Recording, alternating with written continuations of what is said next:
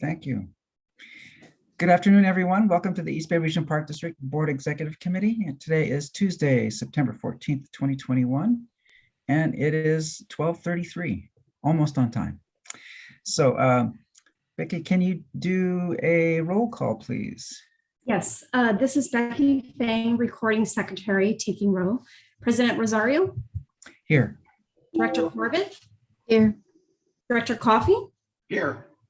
Okay, and district staff participating in this meeting include GM Landreth, AGM Kelchner, AGM O'Connor.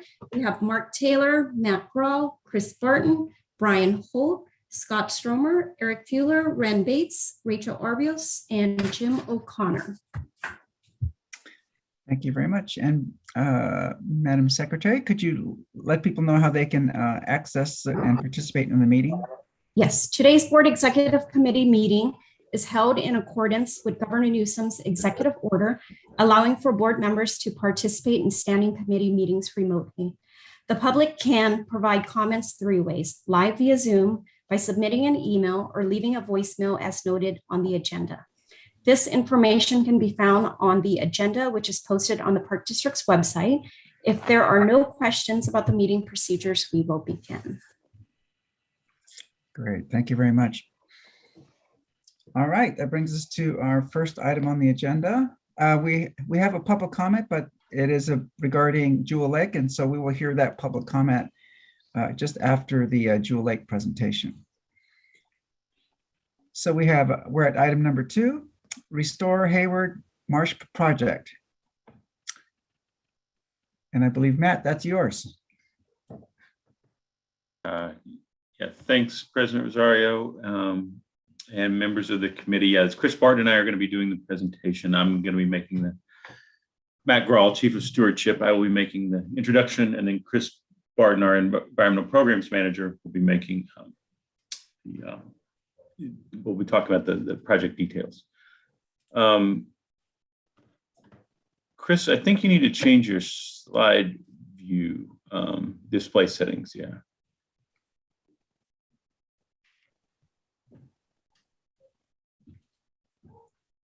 There we go. Okay. Well, thank you, members of the committee. I'm happy to be here today. It's an exciting day for both of these projects. These are two projects we've been working on for many years, and we're reaching real project milestones. And so with the Hayward Marsh, as you know, it was formerly, and it still is, a U.S. Union Sanitary District treatment marsh. And it was built in 1985 on old salt ponds. And because of that construction and the way it was constructed then, it was not engineered for really the long-term operation of that wastewater treatment marsh. The levees were not engineered for heavy truck traffic, and it was not designed in a way to allow easy dredging. And so, and Chris, we can go to the next slide. So this shows the area. Because it wasn't easy to dredge and challenging to manage, it has had some challenges over the years. And so it really became the best option for the district to look at restoration options. And so you see here in the map, it shows kind of the overview of the area.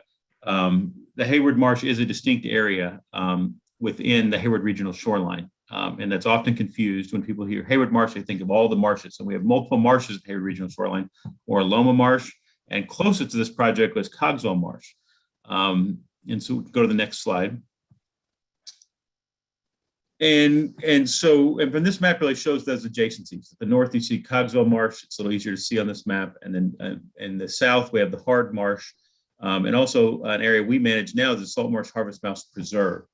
So it really shows the setting here that the treatment marsh is really in between these other marshes. So it creates a really unique restoration opportunity to reconnect these marsh systems and look at how they operate and how they benefit from each other. And create some synergy there with the various habitat types and to manage these areas. One important feature of the Hayward Marsh that you've heard about over the years are the lease turn islands. And I think all of you have been to visit them at one time or another.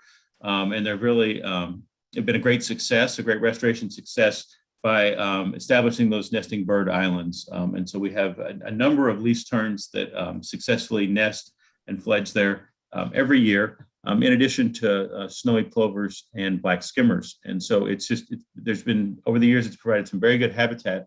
But also, like I said before, the treatment marsh had some very significant operational issues. And so several years ago, Union Sanitary District and the Park District decided to kind of walk away from the treatment marsh and look at next steps and better options for both of our needs. Union Sanitary District has decided to upgrade their treatment plant to better handle wastewater, and so they can better treat wastewater through an upgraded system and to discharge at another location.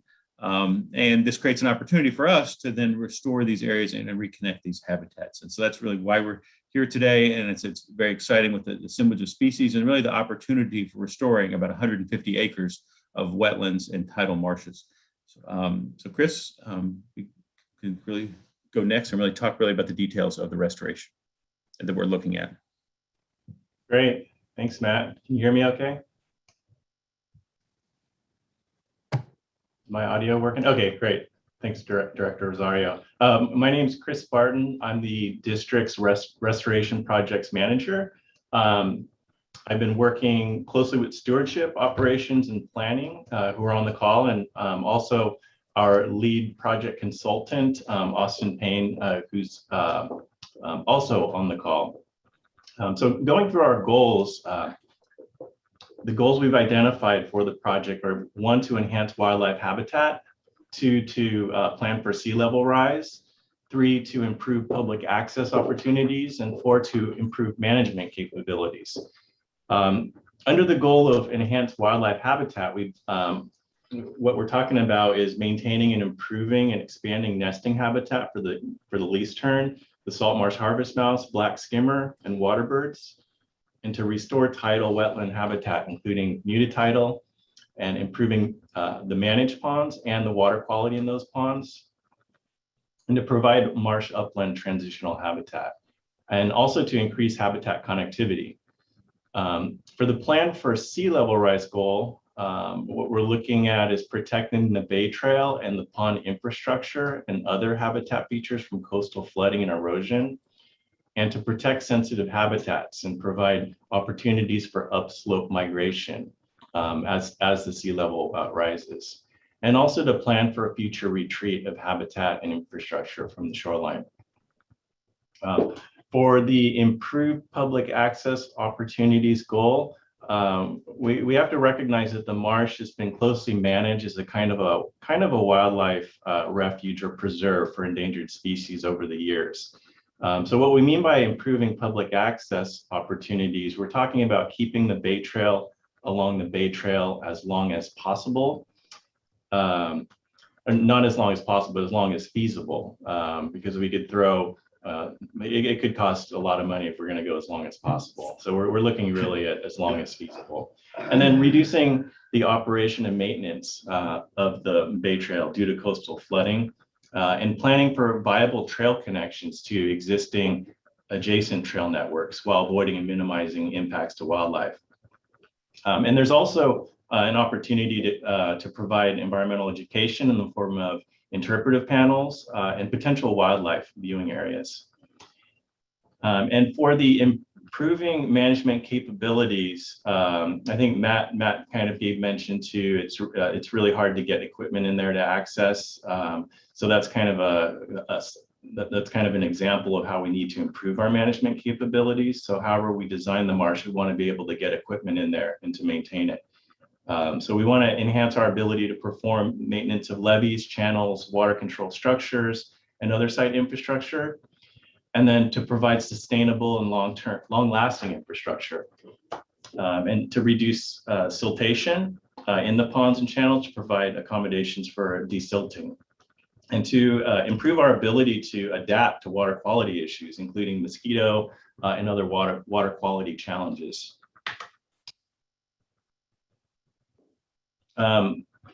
Looking at, we've got a number of references and resources that we've been using with this project moving forward. And the first two, the Baylands Ecosystem Habitat Goals Project and the Subtidal Habitat Goals Report, these are really our guides to planning and designing restoration projects in the Bay.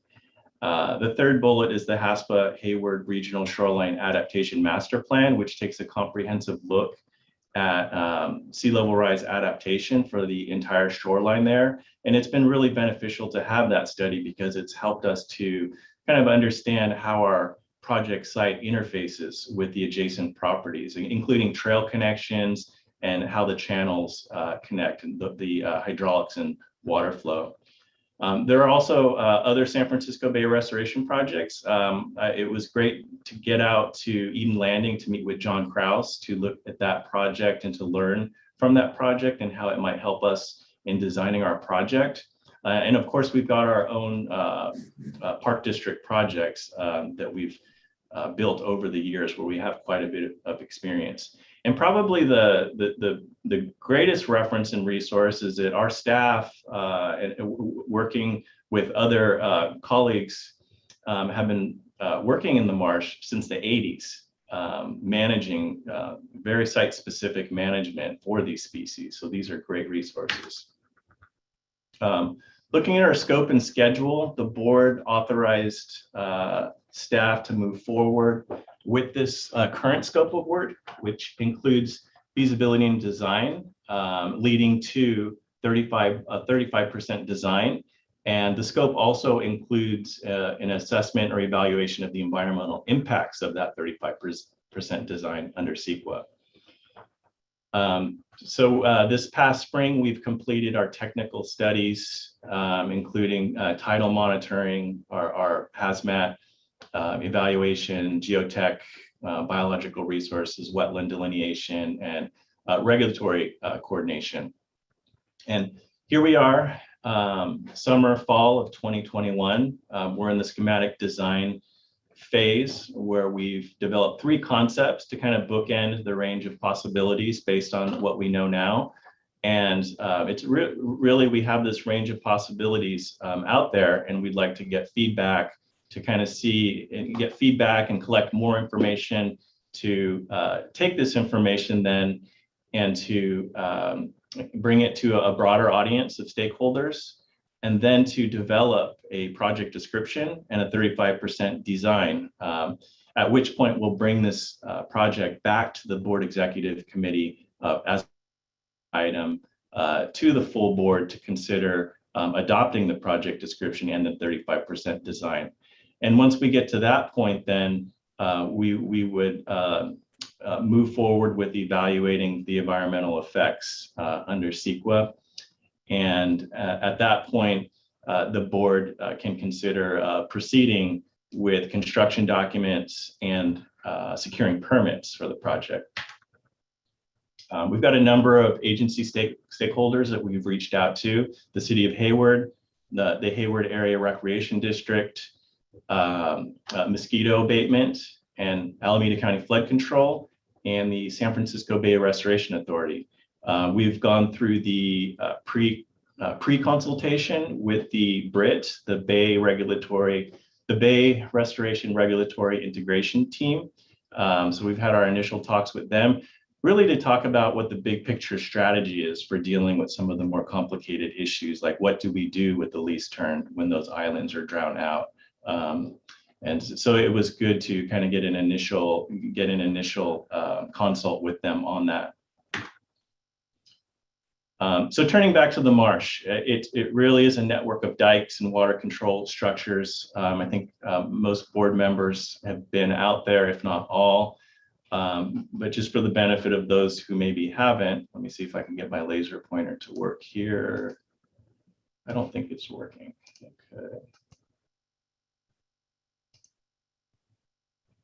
Okay, so no laser pointer. Okay. So if you look at the bottom of the screen, there's the visitor center there. That's where the Bay Trail starts. That gold line is the Bay Trail, and it works its way through the hard marsh. And then as it gets to the label San Francisco Bay, that's the bayfront portion of our project. The other thing to point out on the existing conditions is Pond 3A, the hatched square. That's where the lease turn colony is located. And then the other key feature is the mouse preserve in green. And this area, and Dave Renshie will tell you that there are some recent studies showing that these are the real deal salt marsh harvest mice that are in here. And there's a good population in here. So it's kind of one of our key things that we're looking at. Both the least tern and the mouse preserve, those two species are really big considerations for how we're designing this project. I'm going to go through just a quick review of how this treatment marsh was originally designed to function. So here we have the water input from the wastewater input coming from the top of your screen into pond 1. And then there's another water input, water coming in from the bay, comes in from the mixing channel here at the yellow arrow. So this wastewater works its way into ponds 2A and 2B.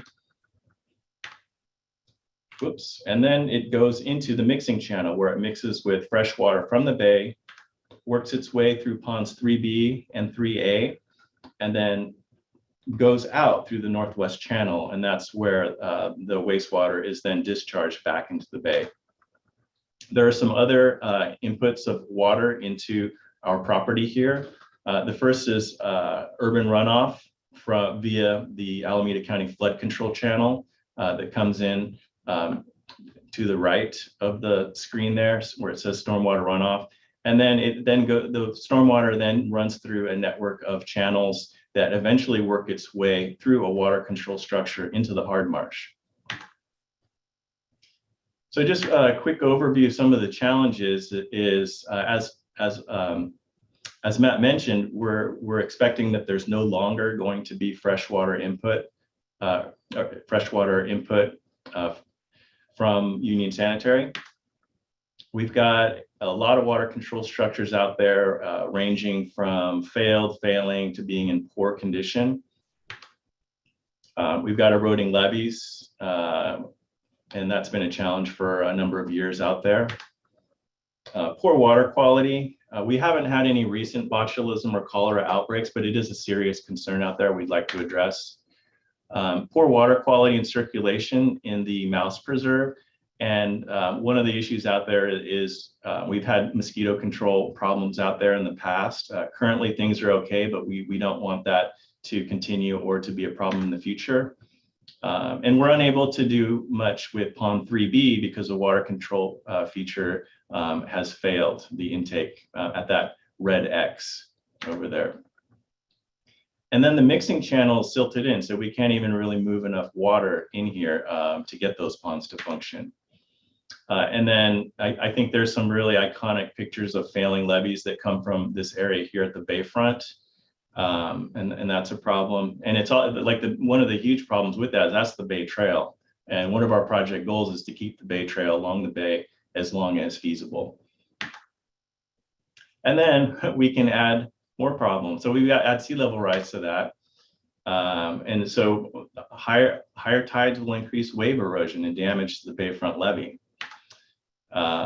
And then the existing water control structures weren't designed for sea level rise. So the water control structures are set at a planned elevation so that water can be managed at a range of elevations. But if the sea level rises and those water control structures are not modified, then they will not function.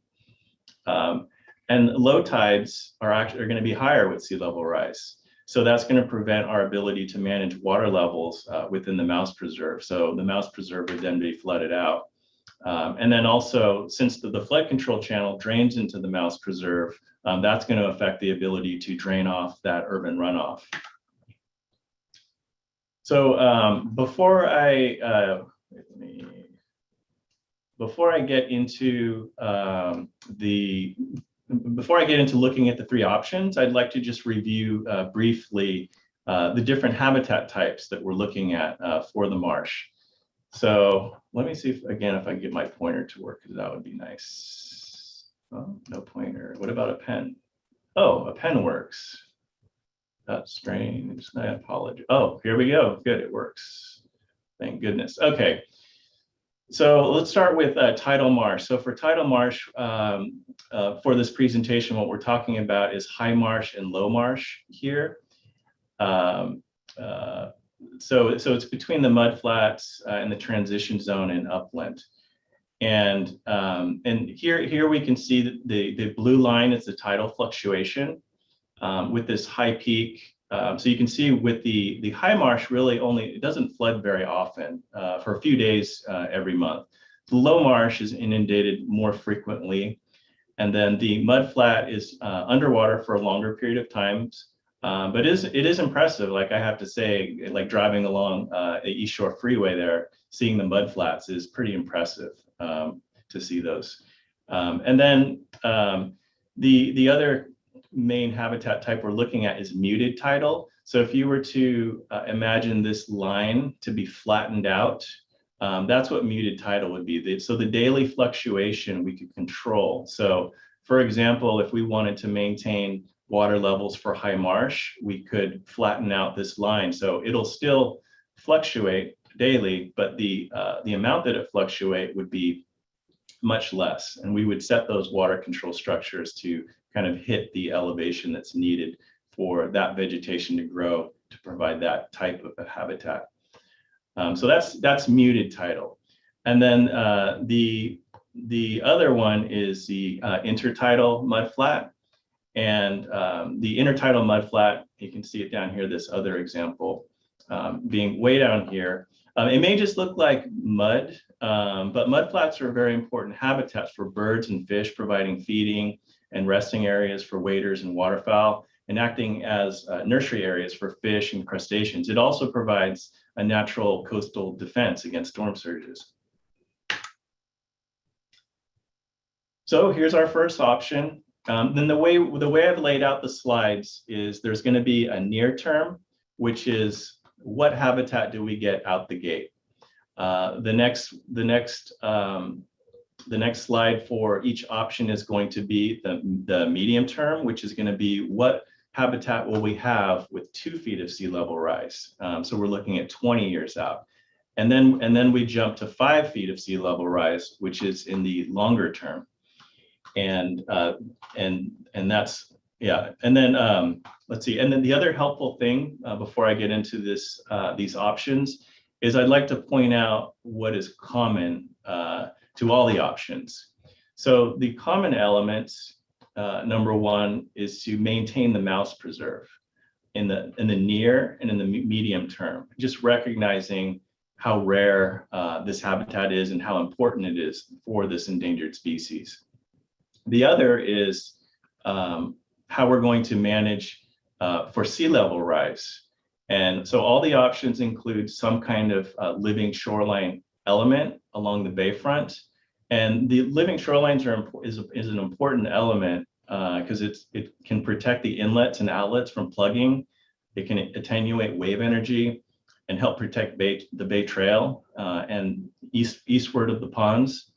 And subtidal and intertidal habitat enhancements will also benefit fish and birds. And then to address the lease turn, like what our strategy is for the lease turn is common to all the options. And that is to build additional islands in Pond 2A that would be protected by this interim levee, this dark red line. And what this dark red line does is it allows us to, this dark red line, the interim levee is really at the heart of the design here, because it allows us to keep the mouse preserve intact for a longer period of time. And then it also buys us time to have a viable lease turn colony over here. And I have a slide that's going to show how that's going to migrate. So I'd like to point out also there's this pie chart here that just, so for each option you're going to see this, and this is just going to show how the proportion of the different habitat types change with each of the options. And then finally for option 1, I'd just like to point out what's unique about option 1. So we've got the title here, maximize near term tidal. So the emphasis on this option is on creating channels and improving tidal circulation. So there's no raising of the ponds for long-term adaptation. It's more really what can we do to maximize getting this site to function right out the gate. So jumping forward, here's the medium term 2 feet of sea level rise. And here you can see the lease turn colony in 3A has been inundated. And the interim levee is going to protect this area here. And the lease turn would be relocated to pond 2A. The other key thing that's changed is the Bay Trail. The Bay Trail was located here between the Hard Marsh going towards our bayfront here at 3B. But the Bay Trail would be relocated to this interim levee. And as I mentioned, the shoreline master plan from HARD has been helpful because it did identify where we would make this trail connection here. Fast forward with 5 feet of sea level rise with option 1. And we see that it's mostly going to be mudflat with some tidal marsh at pond 3B. Oh, and then another key feature I don't want to forget. So here's the Bay Trail. There would be a federal flood control levee that would be constructed by others. And we envision with this option that the Bay Trail, actually with all the options, that this is actually common. I should have listed this as one of the common elements of all the options is in the long term, the Bay Trail would be relocated to this larger levee here. So moving to our second option.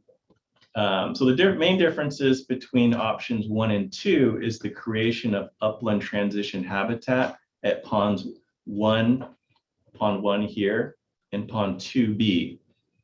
And then also pond 3A is designed to withstand higher water levels to keep it a managed pond for the lease turn for a longer period of time. And then moving forward with 2 feet of sea level rise, you can see that the lease turn islands are still viable here at pond 3A. And then the San Francisco Bay Trail, just as in option 1, is relocated on top of the interim levee. And then in the long term, in the long term, that's where this strategy of bringing in this transitional habitat starts to pay off. So pond 2B becomes tidal marsh instead of mudflat, and then same with pond 1. So we have a more diverse mix of habitat in the longer term with this option.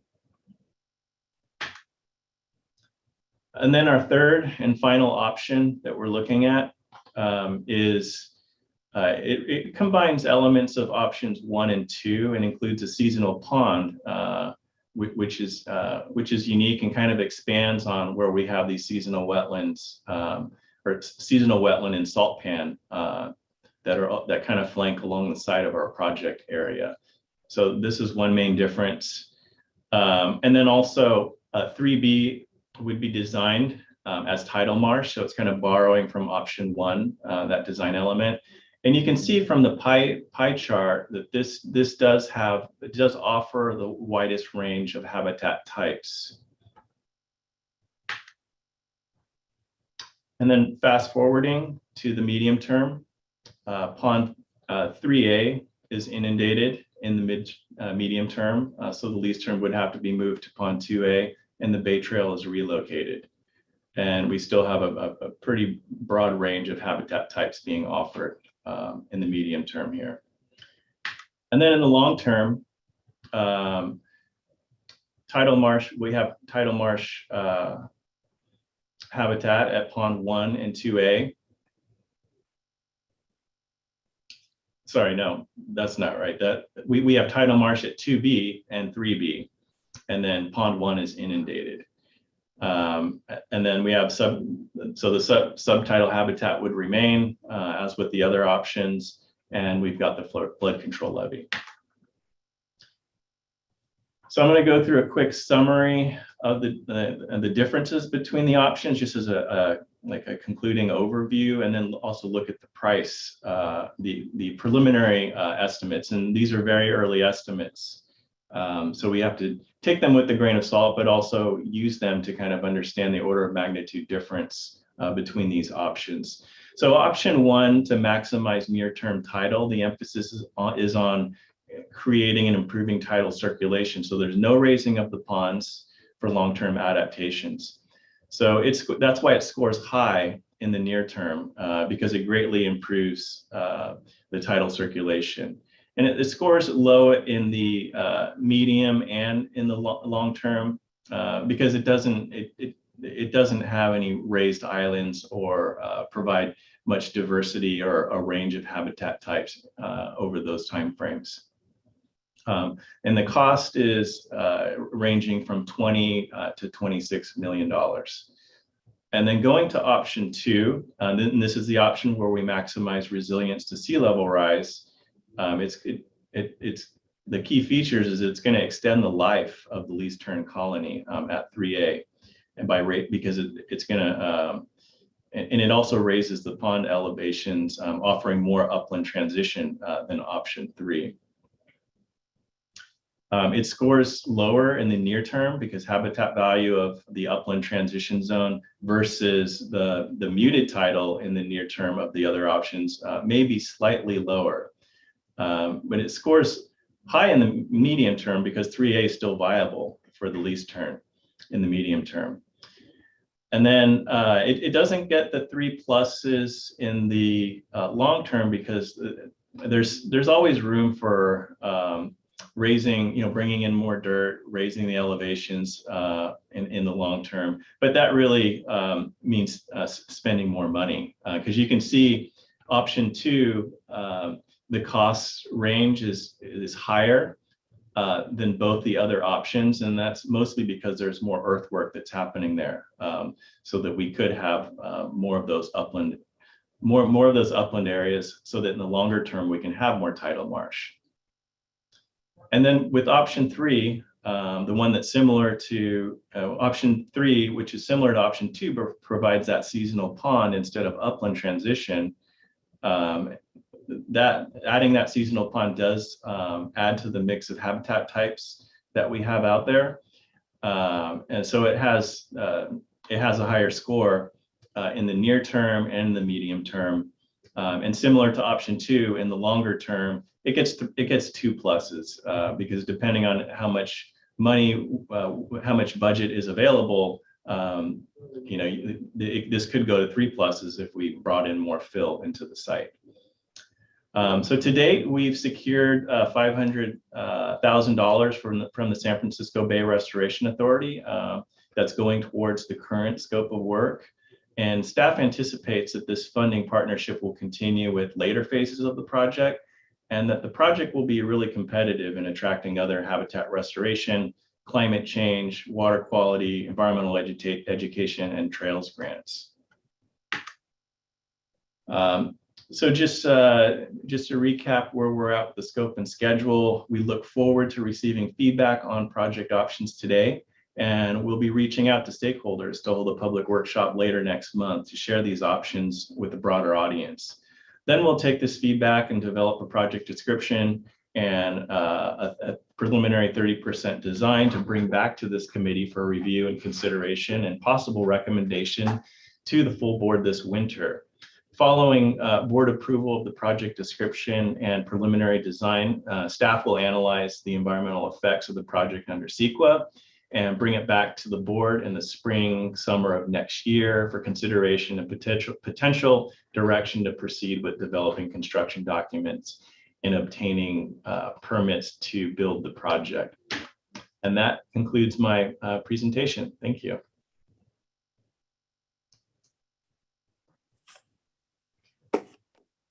Great, thank you. A lot to chew on here. Questions from the board, and Director Corbett, I understand you're having some electronic issues there. Yeah, I keep dropping off the call if my camera's on, so sorry, you just see a little dot over another shape there. Okay, great. I do have some questions and comments. Yes, please. Well, first of all, Chris, thank you very much for this wonderful presentation, and to Matt and everybody else who's involved in this amazing project. It's so important, to do what we need to do for the stewardship and the habitat protection, but also the being concerned about public access and education about, our environment and what's going on along the bay. So it's just really, really important work. So I just wanted to talk about that for a moment. I have several things to talk about, but one is with regard to the trails, which is of course part of the public access. And maybe this is something I should ask at another time, but is there an opportunity to start talking about planning for trails even in advance along the shoreline at this project, others too, and start building trails before 50 years comes from now? Do you know what I mean? Because we do know that if we're going to continue access, to the public with Bay Rise, that's something to think about. And instead of waiting till right when the inundation occurs, maybe have sets of trails right along the bay, and then some that are built a little higher up, so people, are prepared and knowledgeable about the fact that sea level rise is coming, and they have that access in advance.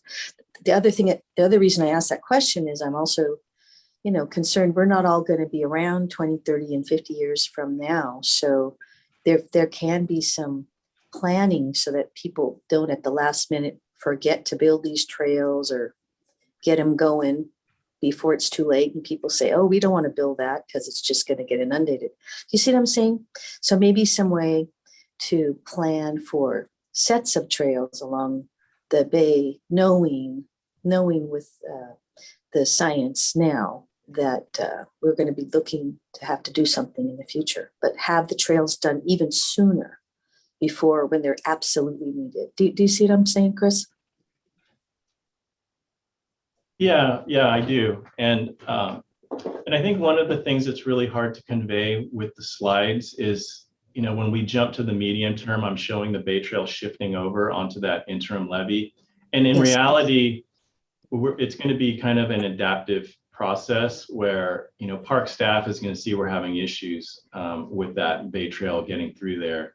And what we're trying to do here is plan ahead by offering an alternative alignment. So when that day comes where we realize we're just getting flooded out and we're putting too much maintenance resources towards keeping the Bay Trail along the bay, then we got to kind of open that option up and then develop the Bay Trail on top of that interim levee. But hopefully that would all occur over some period of time before it's an emergency.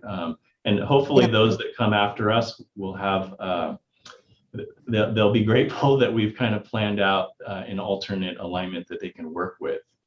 Yeah, I hope so. That's why I want you to do it now, Chris, because I know how you're thinking. The other challenge is the habitat too, because we have to keep in mind that it's kind of more of a preserve with these endangered species, and they need significant buffers. So it's kind of unique in that way. Like we put a lot of stewardship resources into this particular site because of these species. So it's not the best site to have a lot of trails necessarily. There could be other areas of Hayward Marsh though, where that the approach that you're describing may be really good. Yeah, and I do understand that as well. And then on the area for the mouse preserve, Salt Marsh Harvest Mouse, I see that, as time goes on, there'll be building of levees to try to protect that. Is it higher ground right now? I mean, I understand the idea of the levee, but would we be doing things to raise the ground level? I know that has been done in other habitat areas where high ground spots were built for the harvest mouse. Yeah, the challenge with that mouse preserve area is that it sits lower. Like so salt marsh harvest mice would normally occur at a much higher level than they do at that mouse preserve. So we're kind of artificially holding the water back to maintain that habitat there. The biggest challenge with raising that area is the regulatory permitting that's needed for that, because we would have Yes. to wipe that habitat out, basically bury it and cover it with dirt. And that's one of the reasons why we selected those two larger pond areas that would receive fill, because that was the former wastewater treatment. Those were former wastewater treatment Mhm. ponds. And the environmental impact of filling those is much less than trying to fill the mouse preserve to have a higher elevation. Okay. So that's kind of the strategy we've identified with that. Yeah, I'm familiar with that concept because years ago along the San Leandro shoreline, there was it's a very long story, but there was a requirement to build upland habitat, and lots of truckloads of soil were brought in to build those, and they were further up off the shoreline than where that site is you have. So I don't know if maybe that's something to look at in the future too. Uplands a little further back from the shore in order to preserve that endangered species. It's endangered species. Then I have one other question. I have a million questions, but here's my last one. With regard to the habitat for the terns, I see too that it's going to have to sort of move upland as well. Do we, and this is again another question to ask another time, but do we work with some of the other local jurisdictions? Because, my thought is terns may decide to start relocating themselves. And in order to strengthen the protection of them, are we working with other nearby jurisdictions so that they do have some place to go? Because the terns might not just sit there and wait for us to build a levee. They may fly off and go next door or something. You know what I mean? Yeah, yeah, there is quite a bit of information sharing among the different marsh managers out there. But I'd like to see if Matt's got more to contribute to that. Yeah, I don't have a specific answer, but I know it's something we're certainly look at, and we're in close communication with the managers of the colony at Alameda Naval Air Station, and then also Chris mentioned earlier we met with John Kraus at Eden Landing about their management, and they do have some lease terns at that site. So that's something we're looking at. I think the challenge with this site is they need very specific conditions on where they would go. And so these islands are higher, and we have to condition the islands with oyster shells. And have the right substrate for them to want to roost and nest there. So I think as far as the moving, I think they're only going to move where there's potentially available habitat, and that is very limited. So that would be the main consideration for them deciding to leave, is like they're going to continue to stay where there's good habitat, which there's only limited nesting habitat in the San Francisco Bay. Yeah, but that's my worry. They could just leave altogether because the habitat becomes, inundated or whatever the term might be. Right. I mean, it's like, that's critically why this, in this design, we're looking at making sure the elevation, we have the right elevations, and that it will be somewhat adaptable. I think, and that's where in the alternatives, the idea would be moving it inland, because that would last longer and be more adaptable, but as the sea level rises. But yeah, I mean, I think the other option would be to continue just raising the existing islands. That would also be costly. Do we look to what's going on along the San Leandro shoreline as well? Yes, certainly. And we've also considered, and we've been working on projects to look at increasing this habitat at MLK Regional Shoreline. I think we've taken a bit of a pause on that. I mean, we're still moving forward with the track, but I mean, as far as really attracting least terns, just until we get a better handle on some of the predator management actions that are needed in those areas to make those birds, keep those birds safe if we do attract them in there. So we're really considering those options for the San Leandro Bay area, just very carefully with the concerns and the need to manage predators. Okay, thank you. Well, thank you for the great work you're doing. Again, it's so important to continue to create an area where we can teach people about the importance of taking care of our wildlife and our shoreline. Great, thank you. Director Coffey. I share Director Corbett's concern here about the isolated nature of what our planning is focusing on. I was thinking the same thing as I went through the options, and that being on our maps, the Hayward area rec district marsh isn't being touched, Eden Landing isn't being touched, and Cogswell to the north isn't being touched. And it seems to me that the true benefit of having this vision of the next 50 years comes into play when you look at the whole shoreline. And of course, you can ultimately look at the whole bay shoreline, which the Restoration Authority is doing. But I'm just having trouble conceptualizing our planning for the next 50 years for this limited acreage, so to speak, and limited in the larger aspects of this shoreline, going down to the federal shoreline next door to the state shoreline up north, ultimately to other shorelines that we control. It just seems to me there ought to be a regional effort to meet these needs, and a regional funding that should be available through lots and lots of funding, frankly, in terms of what I see the priorities being in Sacramento, even over the last few days, in terms of budget bills coming down. So I share that concern of Director Corbett's and whether we can really do this effectively in an isolated sense. I understand the need to do it, and we control it. We control those acreage, and we can see the needs, and can raise money ourselves to do them. But I guess that's just from a planner's perspective what would trigger concern in my mind. I'm very gratified to be part of an organization that actually looks toward the next 50 years rather than the next quarter or the next annual budget impacts and plans that far ahead. And that's a really great thing that we do. I'm just have that concern about regional planning being involved in this. Because it would seem to me, depending on what HARD can do and what Eden Landing the state can do there, would sort of motivate us one way or the other, whether we have to emphasize certain aspects of habitat, wildlife habitat versus public access versus resiliency. So, because sometimes these things, as Chris pointed out, compete. Habitat preservation may discourage a lot of public access. So that, to me, again, is a regional issue for that shoreline. Finally, I have a more specific question about the actual options and planning involved, coming down to the more granular, and that would be that as stewards of shoreline, we all have been hearing a lot of discussion about the concept of living levees, otherwise known as horizontal levees.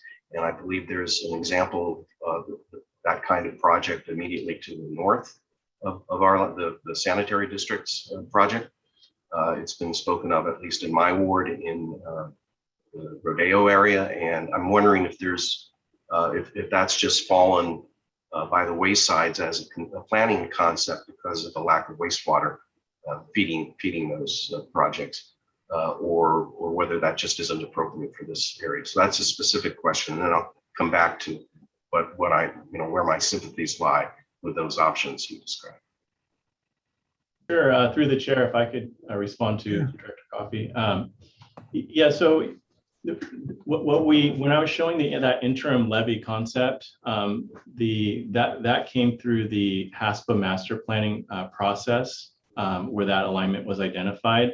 And the concept of a horizontal levee, that's more in that longer term, that 50-year range, where that larger flood control levee could be designed. That could be one possibility. It could be designed as a horizontal levee.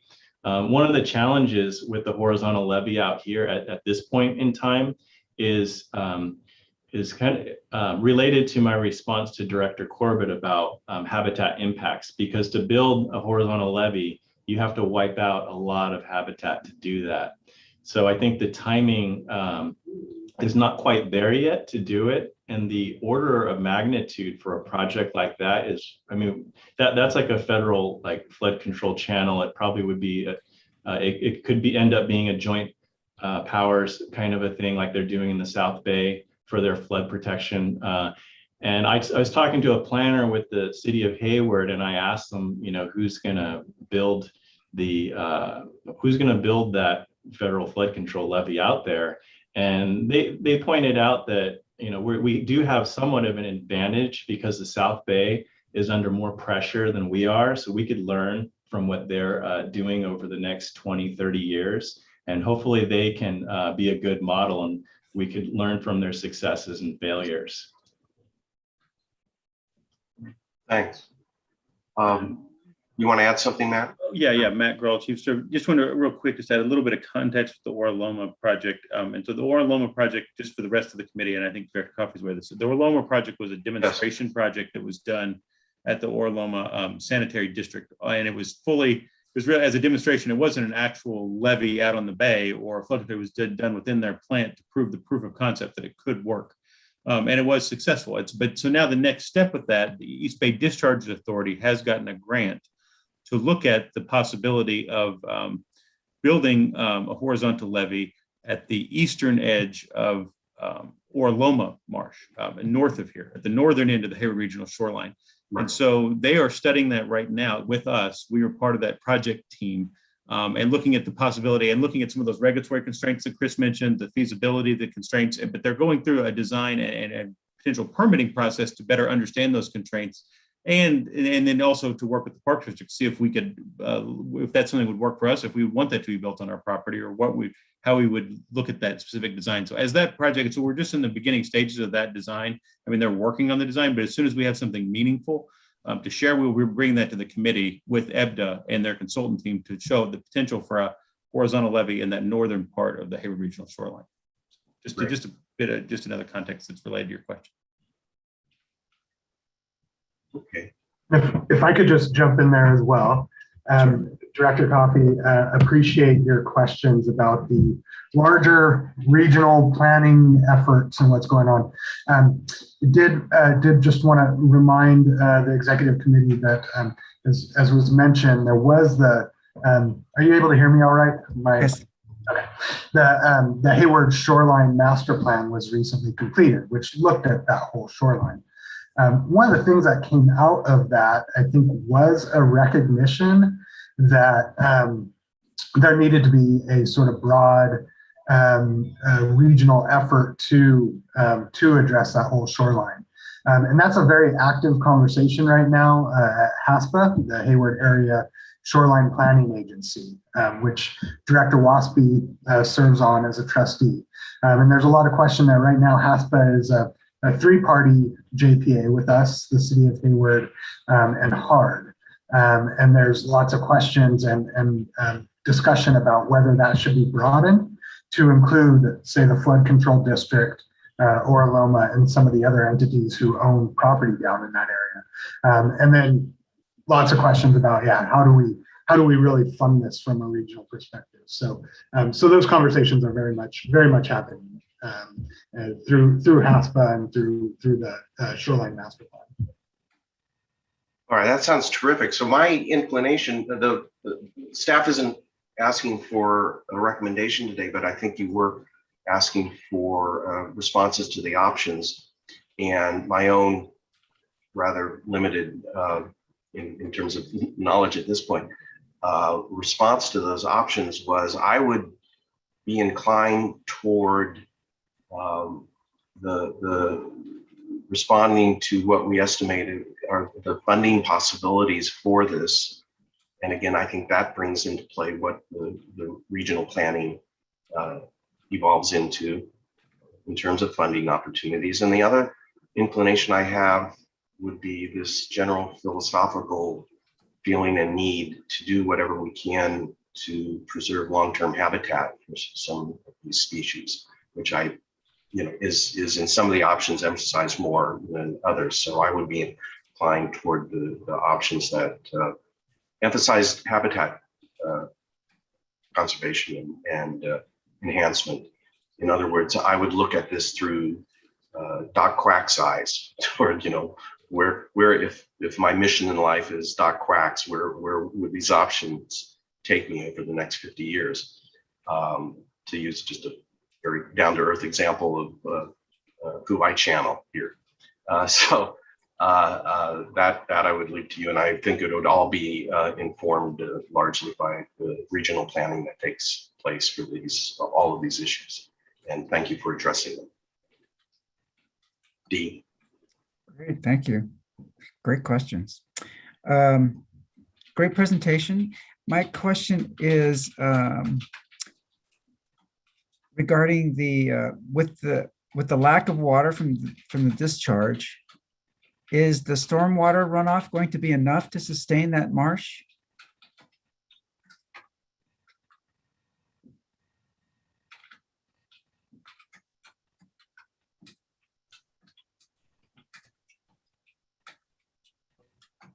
Well, Matt, do you want to take that one on? You're muted, Matt. Right. What was the water source you were questioning about? Well, it sounds like we're no longer gonna have the discharge water. So is the stormwater runoff going to be enough to sustain that marsh? No, I mean, we're probably relying on bay water. So I mean, I think that's part of the design and redesign of the channels is to bring in bay water and to have it more tidally influenced. I think within the basins itself, we're looking at having water control structures so we can manage the water level within the where the least turn island is. But this is going to be primarily a brackish water marsh, relying on water from the bay. It's just on what habitat types will be dependent on how we can most efficiently convey the water to that area through the existing channels and what modifications will be needed. That's what we're really looking at about how to, as we select a preferred alternative, we'll be doing the detailed hydrologic modeling to make sure the channels are the appropriate size and dimension to bring water into the project area. Okay. And then regarding the turn islands, I remember there was some talk a while back of creating floating islands in along Martin Luther King shoreline. Is that a possibility for some of these areas here? Yeah, I mean, I think it may be. I think the challenge with floating islands they're just very difficult to maintain. So I think the first option would be if you can build an island and in a large project that's like this, it would be better just to build an island. And often in areas where we've looked at adding those floating platforms as nesting additional habitat, it's where we're very constrained for space and it's hard to actually add fill to a site. And those are impractical in areas where we have very high wave energy. So I think USGS did some studies that had some limited success for nesting at the MLK regional shoreline area to benefit Ridgeway's rails.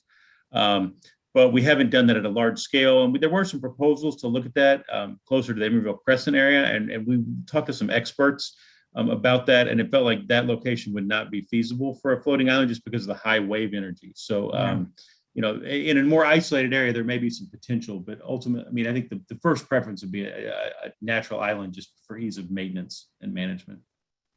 Okay, great. Thank you. I agree with both my colleagues.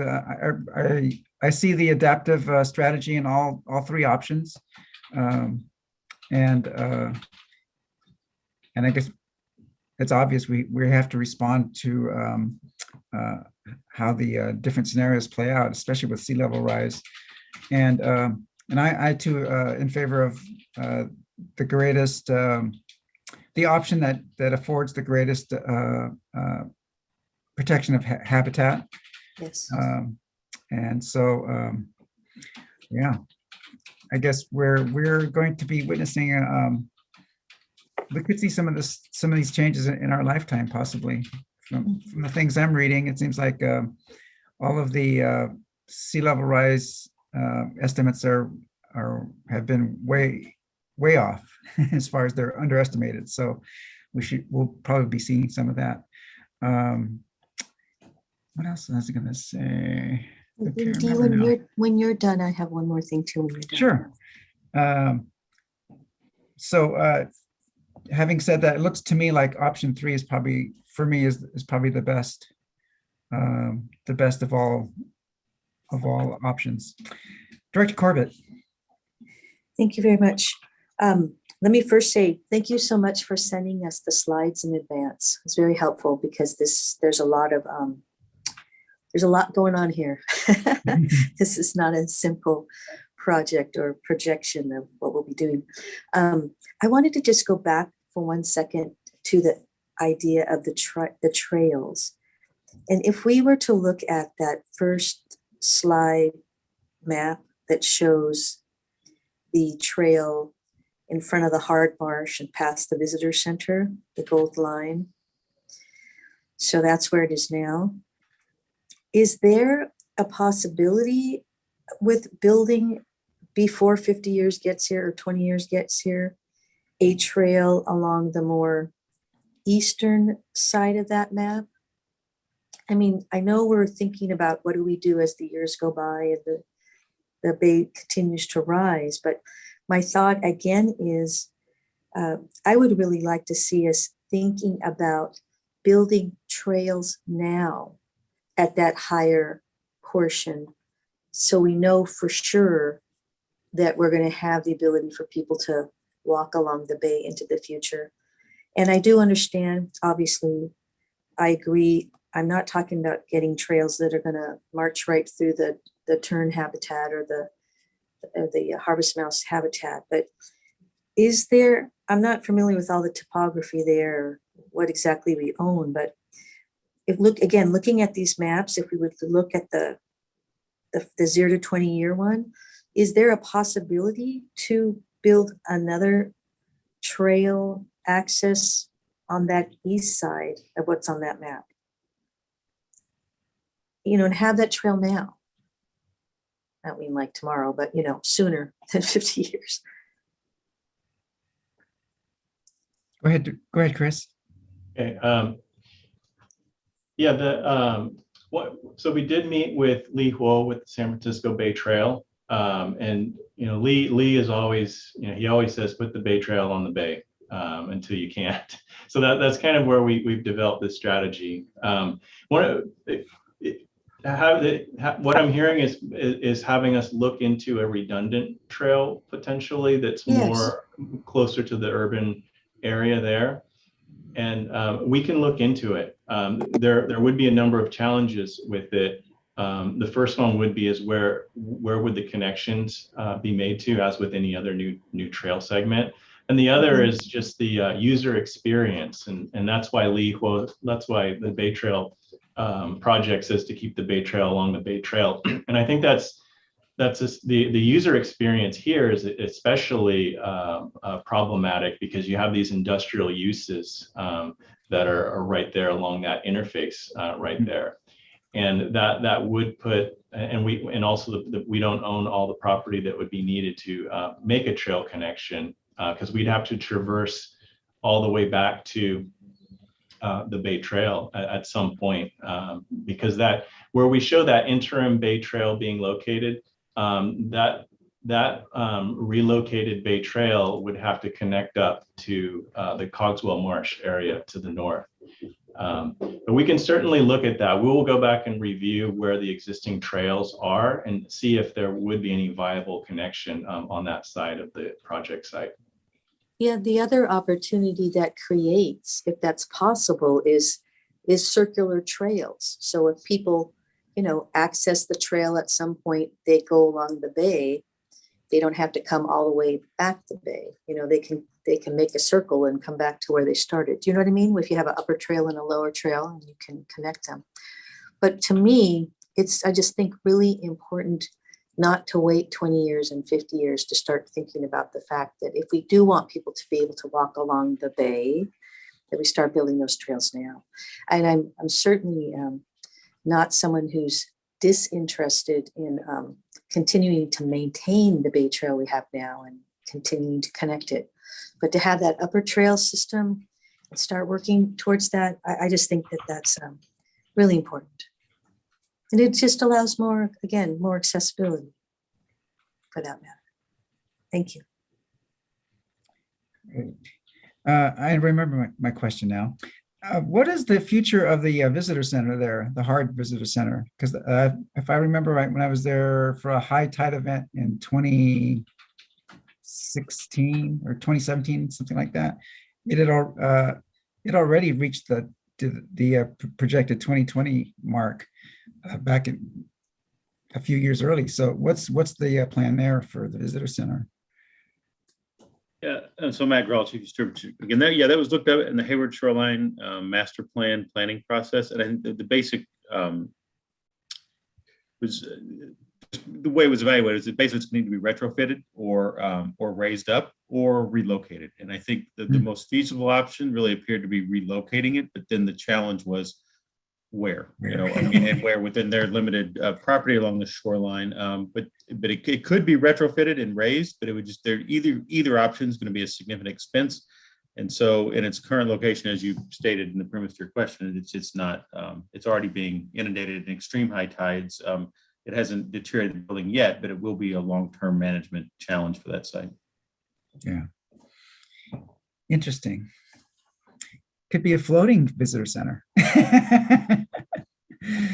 Great report. Okay, that was actually looked at and that was thought about in the master plan, and that was Director Waspy and others even said that. And they looked at actually putting it on a barge, and it seemed infeasible for that structure. Like if you're going to build a new one, you could possibly do it on a barge, but to put that barge onto that building onto a barge wasn't going to work. But that has been done in other places. Yeah. Cool. I thought I was out there and it's in there. Well, thank you very much. This is hopefully you have enough information from us, from the board, for direction. I think it's pretty clear we really want to protect as many species as possible, habitat as possible, and for the longest amount of time, and really think about trails ahead of time prior to having to do it on an emergency basis. So thank you so much. A lot of work, and I appreciate all the work that's gone into this. It's complex, for sure. Thank you very much. All right, thank you. And then that brings us to item number 3, Jewel Lake study update. Restoration and public access feasibility for Wildcat Creek's Jewel Lake Reach. And I believe Lisa Gorgian. Great. Thank you so much, Director Rosario and Executive Committee. I'm Lisa Gorgian, Chief of Design and Construction, and I'm so lucky today on behalf of our very multi-departmental and divisional team to introduce this first update on the Jewel Lake study that's evaluating the feasibility of both restoration and public access for the Wildcat Creek's Jewel Lake Reach. So can we have the next slide? Thank you. Next slide. So before we begin, I wanted to quickly review the work that's been done to date since the board awarded a consultant contract for this project last summer.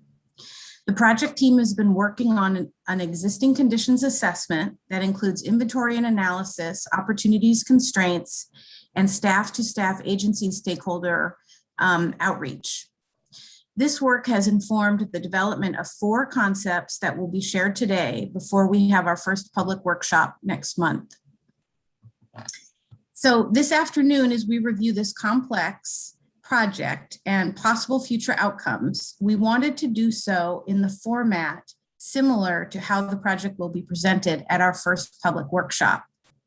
So to do that, we are leveraging the project team's very own regional interpretive and recreation services manager, Mike Moran, epic naturalist who has spent his Park District career interpreting the California Delta watershed, in conjunction with the design and construction civil engineer and project manager, Scott Stoller, who brings many years of experience in creek restoration projects. So we're really excited to have them present today in what we think is an engaging format to describe a very complex project that's in front of you today as an informational item, and will eventually need policy guidance when the board considers and gives direction on a preferred concept. So with that, I'm going to turn it over to Mike. Thanks.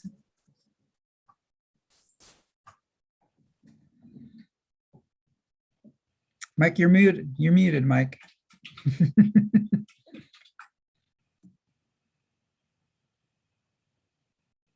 Still muted.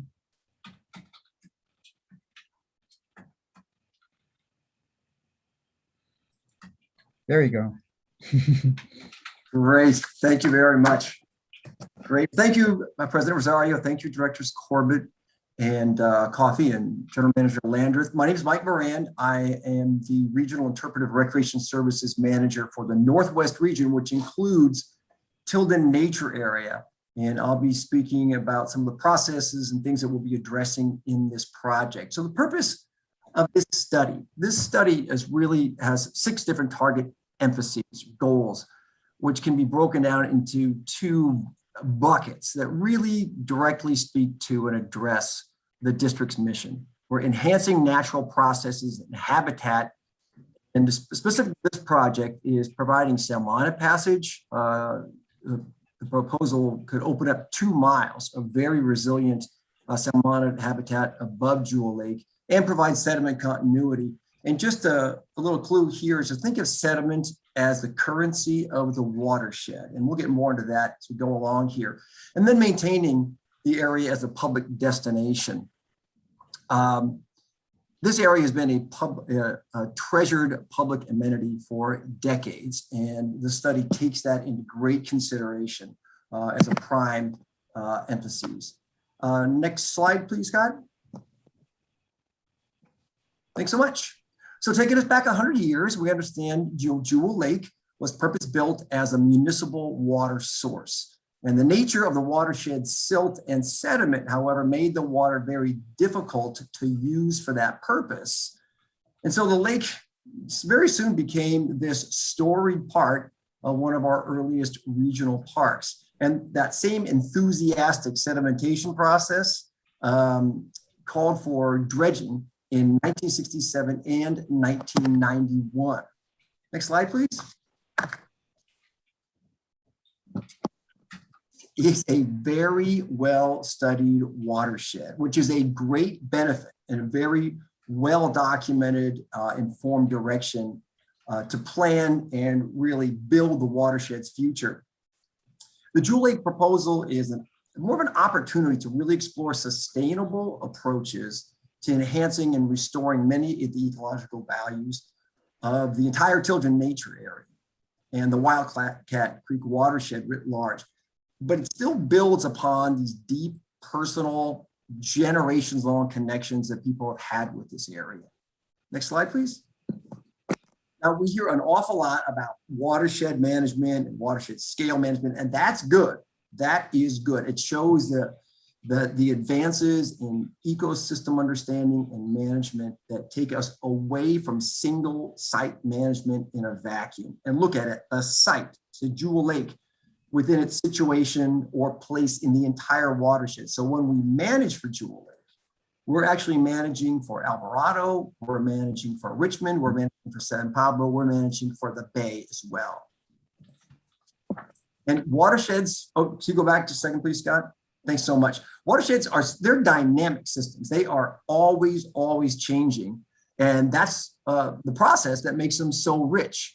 And it's in these processes that these organisms, from trees to invertebrates, cultures, individuals, have sustained and thrived over hundreds, actually over thousands of years in this area.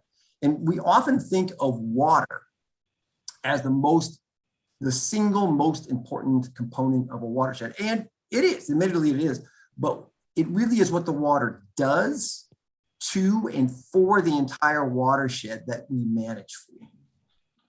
Could you change the slide, please? Thanks.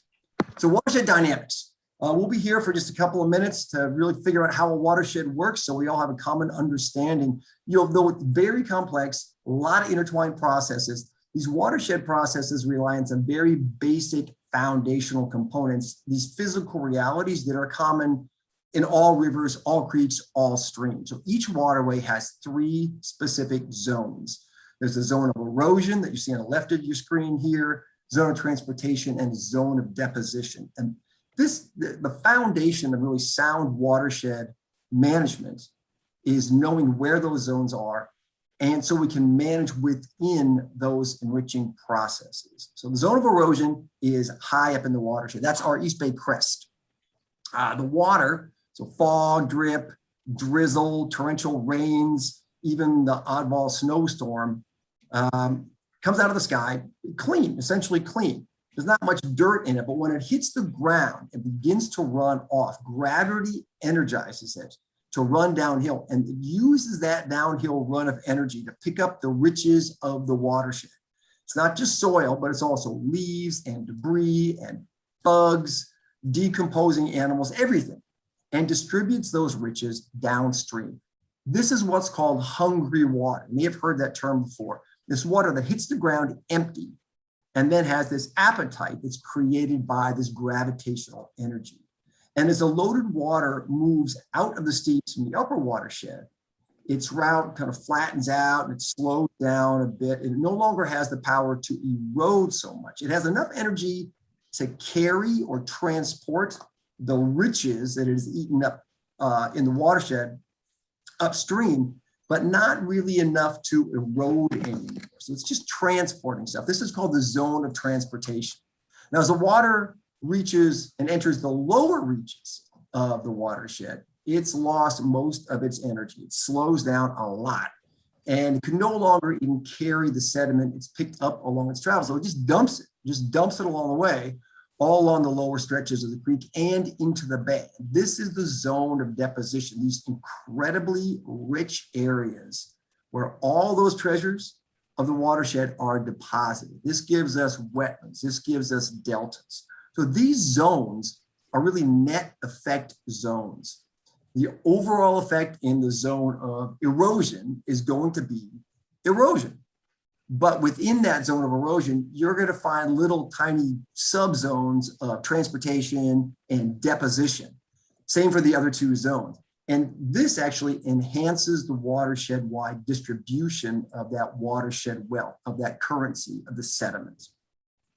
So if watersheds were a one-way system, only sending nutrients downstream without ever regenerating, they'd quickly run out and they'd become pretty sterile. But with fish, like Wildcat Creek's historic runs of steelhead, ocean-going rainbow trout, and other organisms transporting nutrients back upstream, they're cycled back onto the watershed. And even fog and wind will pick up nutrients and gather them off the surface of the bay and redistribute them into the watershed. Next slide, please, Scott. So the construction of Jewel Lake Dam in 1921, it interrupted these watershed-wide processes. Jewel Lake traps sediment.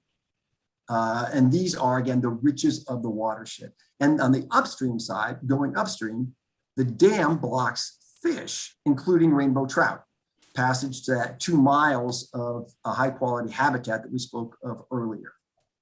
And Scott, could you switch the slide, please?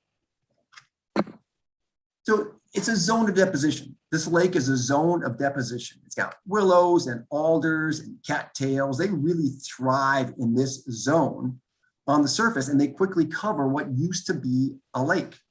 The nutrients, the riches of the watershed, are buried and they're unavailable for downstream reaches of the creek.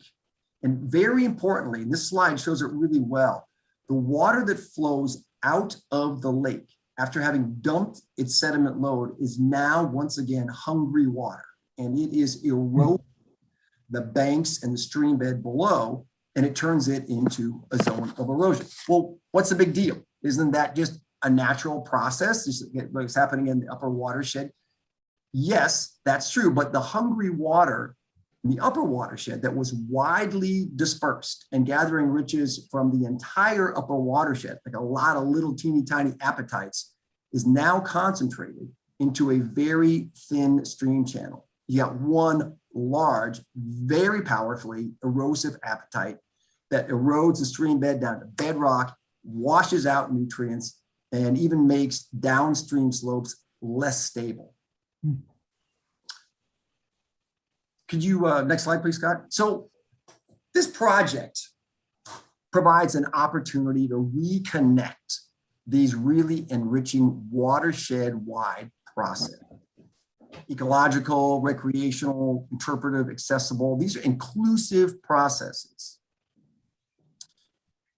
And it happens to lie right in the very area, Tilden Nature area, that has for generations, actually since time immemorial, has enriched and really spawned these profound personal human connections to what we now call Tilden Nature Area. So it's a signature East Bay experience to get down there with your kids, and it has been for countless of generations, as it was for me and still remains that way. But way back when my boys and I would go down there. So I have a real strong connection to this place, and my boys who are now 18 and 21 years old. So you can see these values go from generation to generation, and they are watershed wide. So Scott will now present the 4 concepts that really embrace these processes and the community's deeply held values of this place. And that will help us manage this watershed really resiliently and sustainably into the future. Thank you, Scott. Great. Thanks, Mike, for providing that context.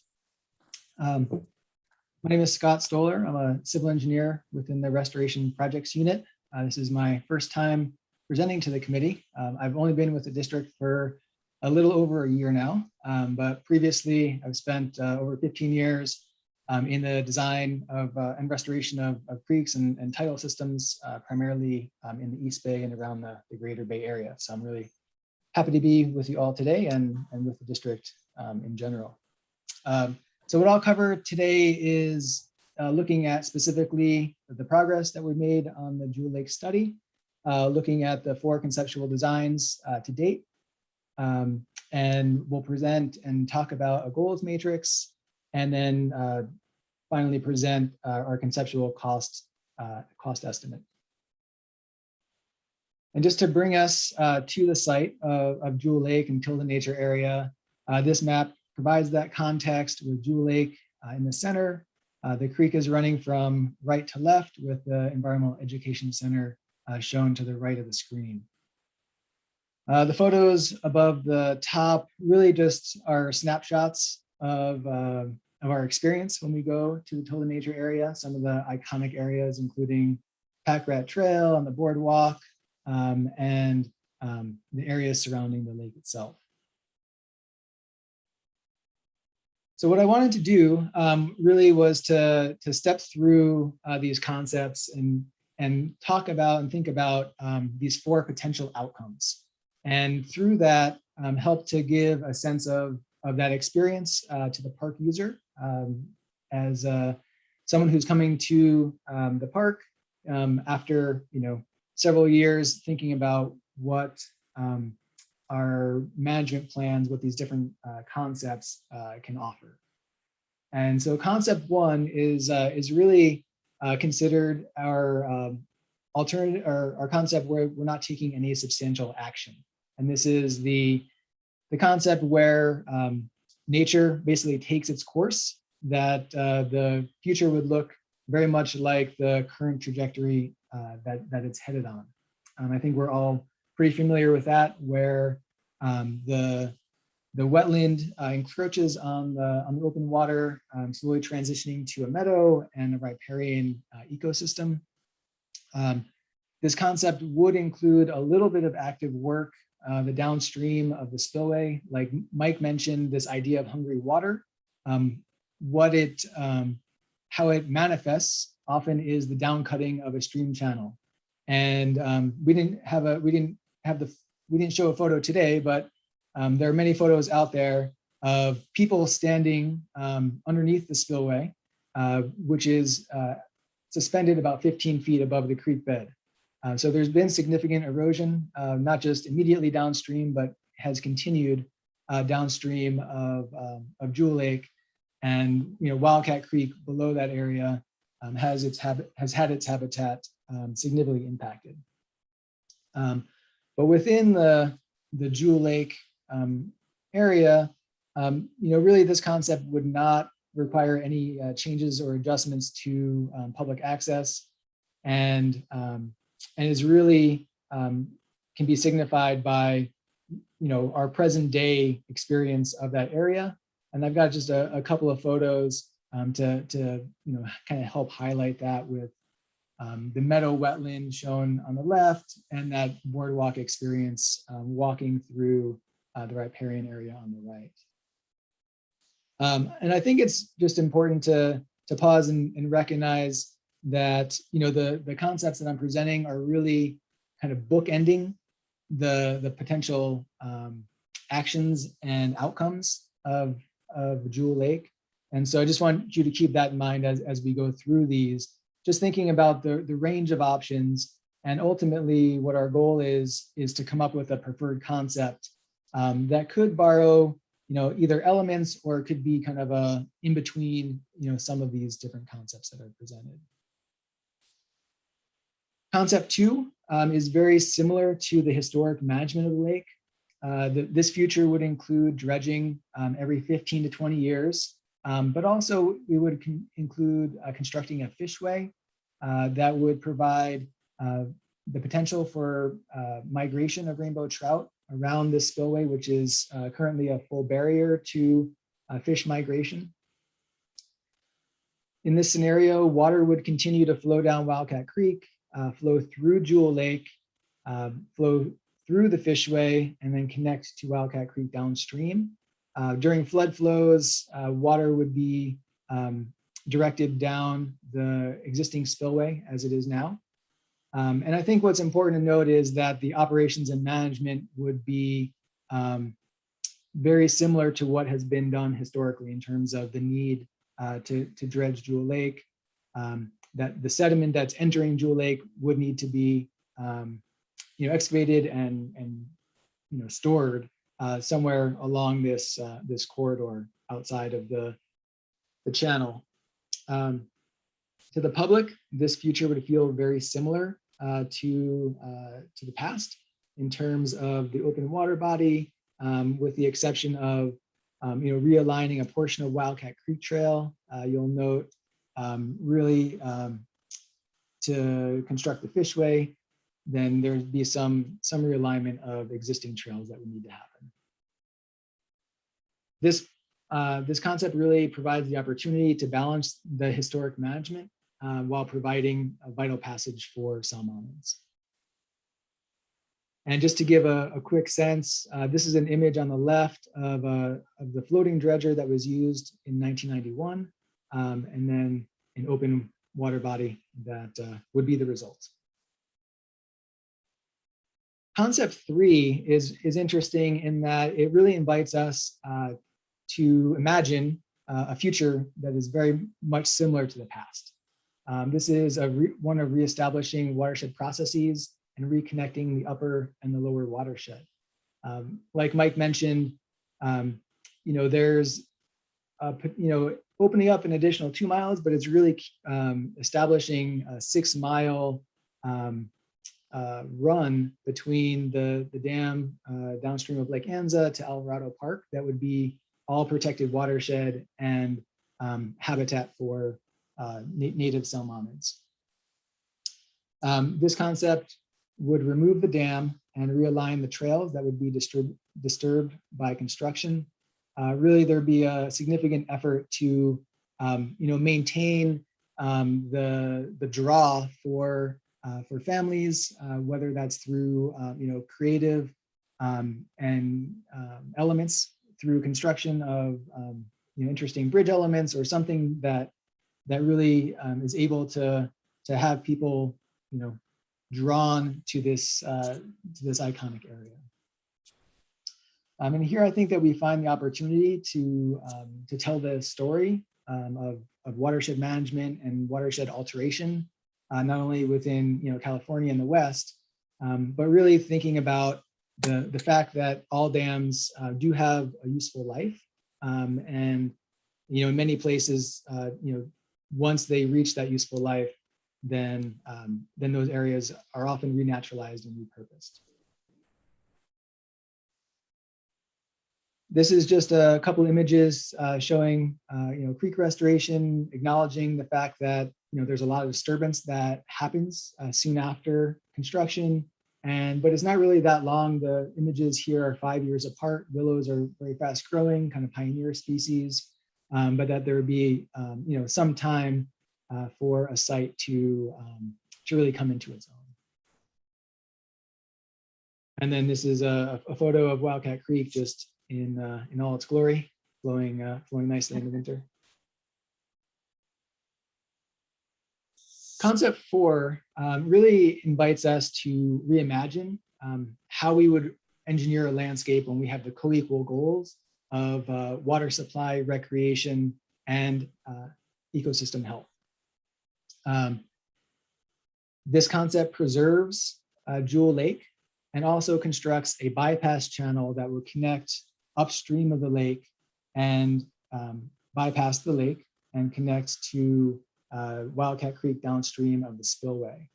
What's unique about this concept is that operationally, the flow in Wildcat Creek would predominantly continue unabated. And this really has the benefit of benefiting the ecosystem processes and health of the stream corridor. But it also keeps the majority of the sediment outside of the lake ecosystem. And so it would essentially, prolong the need, if at all, to dredge Jewel Lake into the centuries. That's really the projection. And you'll notice that on the upstream portion where we have a bridge here, there is be a diversion structure that would be operated that in lower flow times of the year, clean water would be diverted into the lake to maintain the water level and also water quality. When Jewel Dam was constructed over 100 years ago, its impact on river ecology was not well understood or valued at that time. And the development in the lower watershed subsequent really had a strong impact on the native steelhead run. And so what this concept does is it really answers the question, how would this system be engineered today if we took all of those, if we incorporated our current set of values for habitat preservation and recreation into a site like this.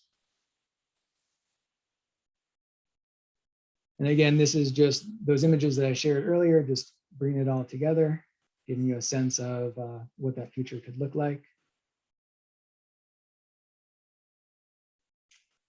And just transitioning now into our goals matrix, similar to what Chris presented earlier, we've got this plus minus system where the minuses that you see in the table are really acknowledging that the concepts are not meeting a specific goal.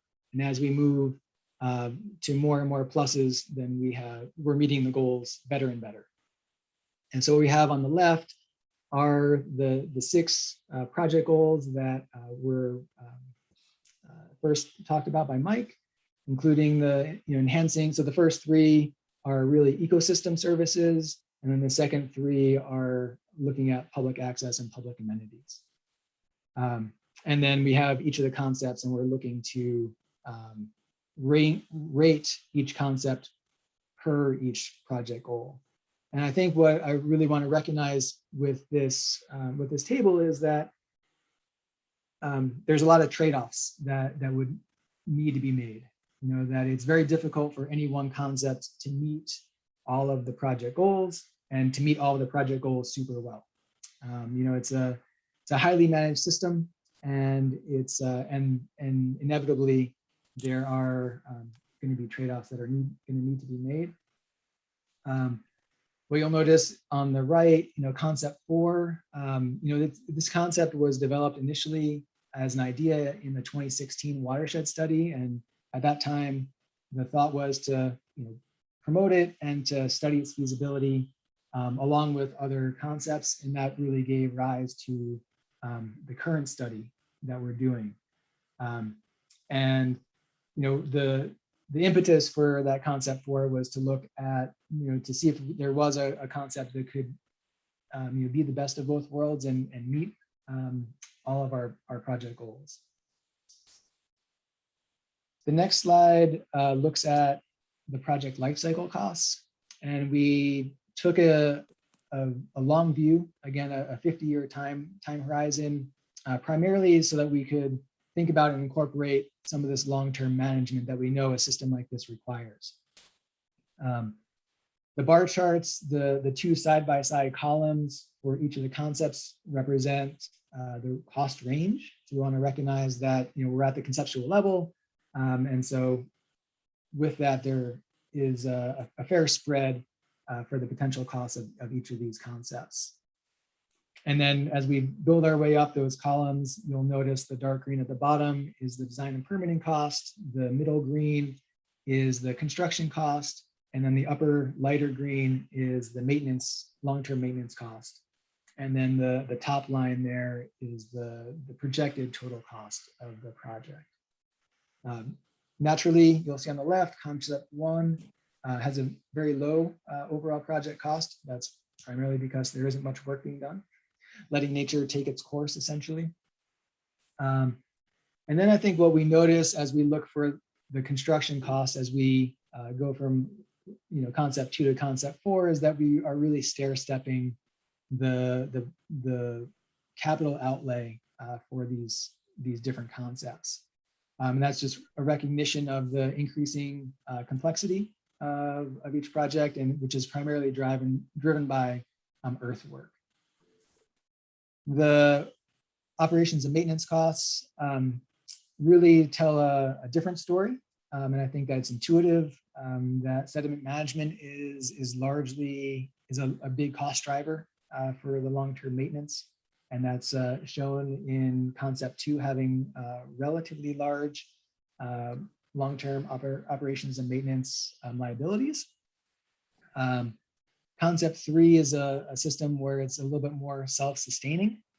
And concept 4 recognizes that that there's going to be some maintenance that's going to be done with the diversion structure and the spillway, but that is a largely self-sustaining system where it's more park operations that is able to accomplish a lot of the work that's needed there. And so what we see when we look at the top line for overall project costs is that it's there's a lot of overlap, and so I think this just speaks to the fact that it's really about our values and the trade-offs that we're willing to make for this project site, and that it's something that we need to acknowledge for the long term, and I think it'll factor into the preferred concept that we select moving forward. And I'll move on to briefly just touch on some of the stakeholder outreach that we've done to date. We've met with the local agencies, both East Bay Mud. You might have noticed they actually own a sliver of land just downstream of the dam there. And that's a historic piece of land because there's a water supply tunnel that actually is tunneled all the way under from San Pablo to Kensington. So that's kind of an interesting piece. And in Contra Costa Flood Control District in the cities of Richmond, San Pablo, and Berkeley, we've met with all of the representatives so far, and they've provided some feedback and input to establish the concepts that you see today. We're in conversations and setting up meetings with the Confederated Villages of the Lishan, and looking forward to our public workshop. There's several civic groups that we plan to reach out to for that. And that workshop is scheduled for October 20th. And so we look forward to moving the project forward with that effort. Just to summarize here again, in terms of the project timeline, we're in the highlighted yellow zone where we're evaluating the concepts. We're speaking today. We really value your input and direction as we develop the preferred concept. And ultimately, what we would like to do is to have the study finalized this winter, and to have a preferred concept be recommended to the board and approved for a project that moves forward next year. And with that, I'm going to turn it back over to Director Rosario to lead the conversation. Thank you very much. Great, thank you. I think we have a public comment, and I'd like to hear the public comment first, and then we'll entertain questions from the board. Yes, Director Rosario.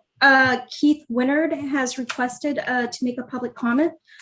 Keith, if you're still here, if you can unmute yourself and turn on your camera, you have 3 minutes.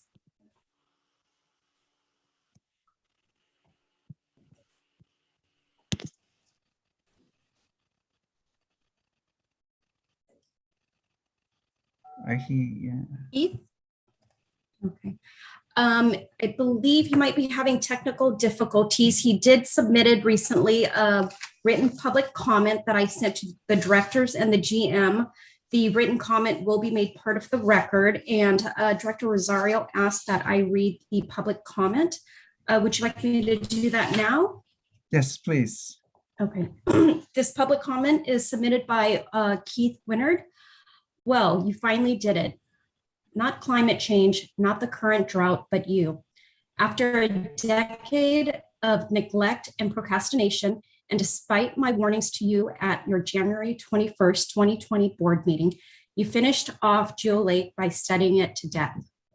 It dried up and died late last month. For the last 5 years, I watched with growing dismay and disgust as Park District management delayed dredging Jewel Lake until choked with 30 years of accumulated silt and reduced to a small fraction of its 1991 capacity. It could no longer survive another drought. An extensive and expensive study the district commissioned in 2012 and published in 2016 recommended dredging the lake every 20 years or building a bypass channel to lengthen the interval between dredging to 100 years. The last time the lake has been dredged was 1991. So when this study was begun, dredging was already overdue. Did the district's board and general manager heed their own study? They did not. Instead, they decided to spend more than enough money and time to dredge the lake on yet another study, which you are reviewing today. Meanwhile, the lake continued to fill with silt and overgrowth, gradually but predictably strangling to death. What will the Park District's management do next? Will the board and district staff make more false promises and reassurance that they will preserve the lake? Will the general manager again needlessly bundle removing accumulated silt and overgrowth from the lake, constructing a bypass channel and building a new visitor center into a multi-million-dollar mega project, then claim funding it will require delays as he did on Director Echols' first day in office in January 2020. Why is it that over the last 10 years, the district has devoted more money and effort in the Tilden Nature area to maintain a livestock habitat at the Little Farm than to maintain a wildlife habitat at Jewel Lake? How long will it take the Park District to reverse its demolition of Jewel Lake to a vernal pool and restore what was until recently the most diverse and accessible wildlife habitat in Tilden Park? As I approach my 70th birthday next month, I'm beginning to wonder if I will live to see that happen. That's the end of the public comment. Oh, thank you for those comments. And then we can now entertain questions from the board. Let's start with Director Corbett. Are you still here? Hi. I did drop off for a second. I don't know what's going on with my iPad today, but I guess the only question I would have is, well, first of all, the presentation was fabulous and great options. And I particularly appreciate the fact that we may be able to allow for the salmon to run in that area again. But do we have any thoughts on, are there recommendations of what might be the most practical of these choices and timelines and where the funding can come from and such things like that? Yeah. So I think that in terms, so one of the baselines and purposes of the study was really to assess and establish the feasibility of this concept for I think that all the other concepts that were looked at were, pretty well understood, that, from an engineering perspective and, habitat perspective, that they could be accomplished.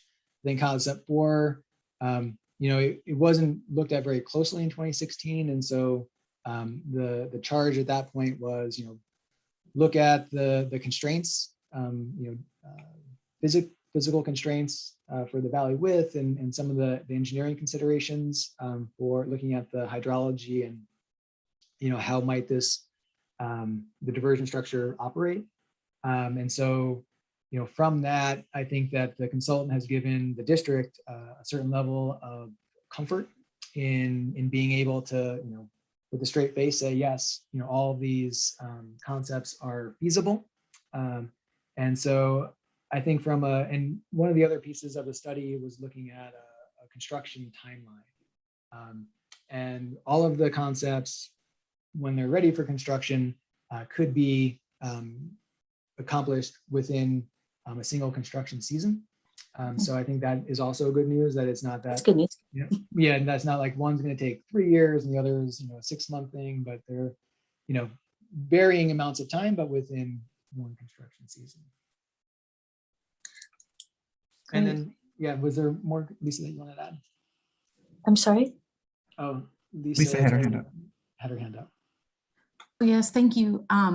Thank you, Director Corbett and Scott, for responding. I did also want to add that, today we're just looking at these 4 possible futures for, as an informational item to get your input, and then also go, for a series of, for a workshop coming up next month. So today we're not really looking for recommendation. We're just really, again, looking for input, similar with the Hayward you just saw.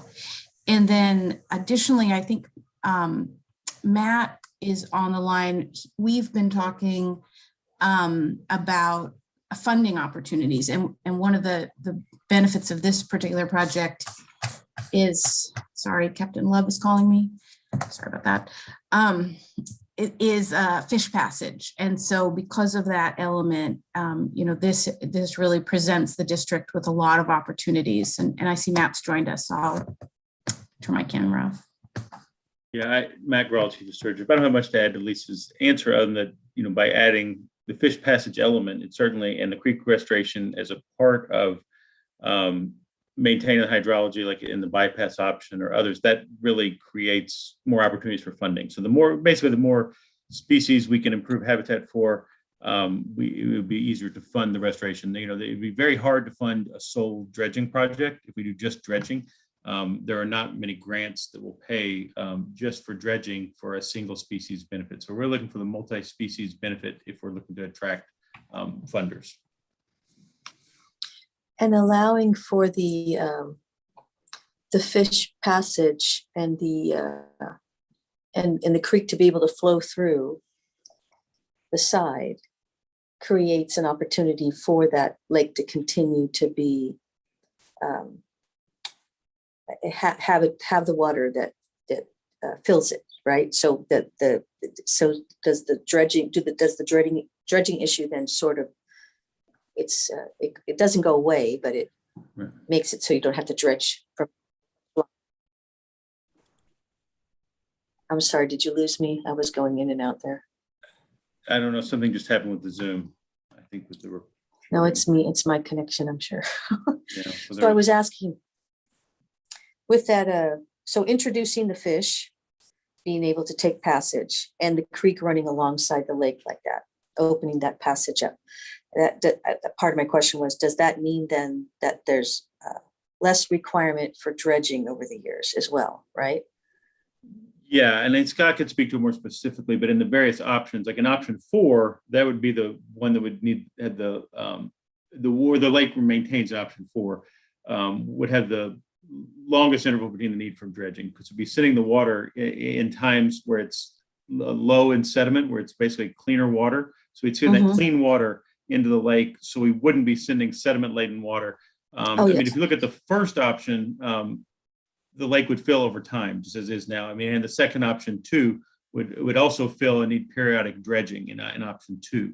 And so by this, so the trade-off here in option 4 is it's going to have a more engineered solution. It's going to need more management of that bypass structure. It's going to need more physical manipulation and have skilled staff that can operate it and turn it on at the right times and turn it off. But as long as it's maintained and operated, then it will definitely improve the overall situation as far as sediment transport, and then we will be able to maintain the lake with that mechanical intervention. And it adds more stewardship opportunity and decreases the cost of dredging, which is not only costly, but it's always an issue now where you take the dredge spoils. So let me ask just a couple more questions. One is, will we be, oh, are you still there? Yes. Okay, I'm so sorry I'm having problems with my technology today. Will we be also looking to make sure that whatever we do, we're protecting the area from, how can I say this, nutrition items or whatever to end up in that waterway that can cause algae issues? Are we looking at that as part of the picture? Again, we're looking at the engineering of this, but are we also looking to see how to protect that area from algae? You know, making sure we don't have the kind of runoff that might cause those kinds of problems. Good question. I can start with that, Matt. Director Corbett, that's I think a really good question. I think one of the elements historically that's benefited Jewel Lake is that it hasn't had significant algal blooms. So I think as a historic element that's not a big issue that we've seen with the lake. Naturally, the watershed itself, and I think the previous studies have shown that we're in a protected watershed. I think the only major contributor of nutrients for algal blooms would probably be the golf course, and I think that we're probably seeing that manifest in Lake Anza specifically. But I think that there's awareness of the watershed processes, and in 2016 when that study was done, really what they identified as the primary contributor of sediment, and oftentimes the sediment carries the nutrients with it, was actual stream bank and some of the natural slumping and erosion that happens within that creek corridor. And so I don't think they identified really a big source of contributor of nutrients specifically to Jewel Lake. Okay, well, as long as we're on the lookout for that though, as we do whatever we do to create whatever the decision is. And I will add, I know questions have come up recently about the golf course and that runoff. We have looked at that closely in stewardship, and we will be providing some more information on that. Really was good, but one, a number of years ago, we told them to stop using any phosphorus related fertilizers, since that was stopped under Casey's tenure as active specialist. And he also moved them to using slow release nitrogen. So nitrogen releases very slowly. And then also they increased a lot of the buffer distances along the stream edges to make sure any nutrient runoff from the golf course would go through riparian areas, so we wouldn't have direct inputs of nitrogen. So what we don't see right now as a major contributor, but I think the issue is the historic use and the historic use of nutrients and fertilizers within the watershed, because there are significant inputs from the hills of Berkeley and Albany and other places back into this watershed. So yeah, so the historic use, but also any preventative work we should be doing to make sure things don't end up that way. And then my last question is, just because I'm not as familiar with the upstream, I know Mike Moran was showing that to us in the slides, but the water stream that comes through there, is it going to be impacted over time because of drought, or is that situated somewhere where we definitely will have water to pass through the creek and along the lake? Or is that something we should be worried about? Yeah. So Matt, again, and I think Scott could also answer this, but no, I think no. Well, I mean, it's something. The lake, I mean, the creek does dry out every year, but there are a few holdover pools throughout the watershed. But we wouldn't expect by diverting it to the lake, the main stem of the creek will get flow every winter, and it will be very seasonal, and it has good flow through the stream system for 6 to 8 months out of the year in the rainy season. So there will be flow there will always be flow in the rainy season in that main channel. And so it'll be, and to maintain the lake, would need to make sure we're diverting that. Assuming we're talking about option 4, as long as you're diverting that into the lake during those low water periods in the winter, where you're not having erosive flows, you would be able to maintain the lake. Well, we'll just hope we still have rainy seasons. And were there salmon in that creek previously? Historically, yes, there were salmon in the creek. There were numerous barriers that were constructed, but many of those have been now removed. And there is a fish ladder that was built by the Army Corps down in Richmond that has had some maintenance issues. But Trout Unlimited is working on a project with flood control and working on grant funding and looking at modifying that fish ladder so you could have the potential for steelhead to return to Wildcat Creek. So that's happening, but we do have a native rainbow trout, because remember, rainbow trout are landlocked steelhead, and so we do have a native rainbow trout population in Lake Anza and within Wildcat Creek. Yeah, and I will say they're very stressed this season with the drought, but they are present. Okay, so rainbow trout and potentially salmon is what you're saying. Wow. Okay, thanks. Sounds great. All of the choices looked wonderful. I would have to say, of course, I like 4 the best because it has the most. So thank you. Great. Director Coffey. The lake is artificial. It was created by putting a dam in the 20s. And I've followed the focus on the impact of dams on wild creeks and wild rivers all over Northern California, which has led to the movement for removing dams in many locations in order to restore nature and nature's habitats. So I look at this as sort of the same light. I've enjoyed that lake since I was a kid, and my kids have enjoyed that lake when they were small. I remember taking them with naturalists to the ponds and across to the lake and the boardwalk. So I understand the attraction of the lake and its inherent contribution to the setting in the park. But I guess there's been a fundamental question for some time whether that lake ought to exist as an aesthetic lake,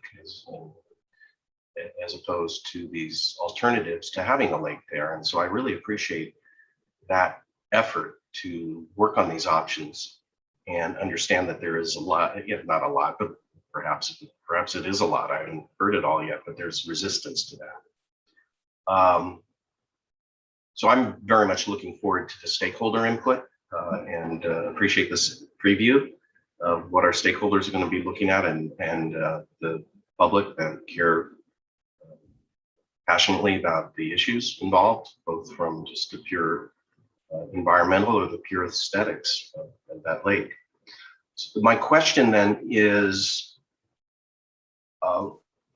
what is the habitat specific impact of this fundamental question of preserving a lake at that location versus letting a lake go, understanding that the creek restoration is the fundamental purpose of the maintenance of the fishway. And so that is a very specific habitat. But are there other habitat impacts of letting this lake go in favor of restoring the creek, or whether we continue to maintain that lake and whatever advantage there is to wildlife around there because of a lake? That's the focus. It's a very narrow focus, but it seems to me to be the fundamental question here. Yeah. Oh, yeah. It's a very good question, and it's a very challenging one too. I think the let's say at least for waterfowl, I mean, the primary benefit of the lake and the primary usage beyond what we talked about is by waterfowl and other migratory songbirds that come through the area seasonally and stop over in those areas. So we do get a lot of, like I said, a lot of waterfowl, ducks, and geese and other things using the lake. And many various species of ducks use it, and cormorants, I mean, there's just a wide variety of waterfowl. And so I think then we also need to look, well, where else are the other options? Well, there, Lake Anza, waterfowl use Lake Anza. It does have more recreational pressure at Lake Anza, but there's also San Pablo Reservoir nearby. So there are other open water habitats nearby. There aren't as many as you saw the first map that Mike showed in the presentation. There aren't nearly as many connected stream habitats all the way from upper watershed down to the bay, with very few obstructions within the watershed. So that is something that's very unique in this system. So that sort of speaks to the rainbow trout and the steelhead potential for restoration there. And so, that is, and I guess the other aspect of waters, I mean, we have had limited sightings of red-legged frog within the vicinity of Jewel Lake, but it's never been an active breeding location, and we've never had active use because of the open water nature of the site and some of the other things that have happened with sedimentation over the years. We haven't, and that it maintains water all year round. So red-legged frogs typically prefer more ponds that dry out seasonally. It's easier for users, but there is some potential for red-legged frogs. So, but I think, and also Western pond turtle. But again, pond turtles and frogs can also use the stream environment, and they can also use adjacent ponds and other water bodies. So I think the main driver here is of these various habitat trade. I mean, we talk about the habitat trade. So the main driver is the public interest in maintaining the lake, and the public's expectation of having the lake there and being able to observe waterfowl, observe birds easily, and having that connection for many years. I mean, just like you, Director Coffey, I've been going there for many, many years, and well before I worked for the Park District.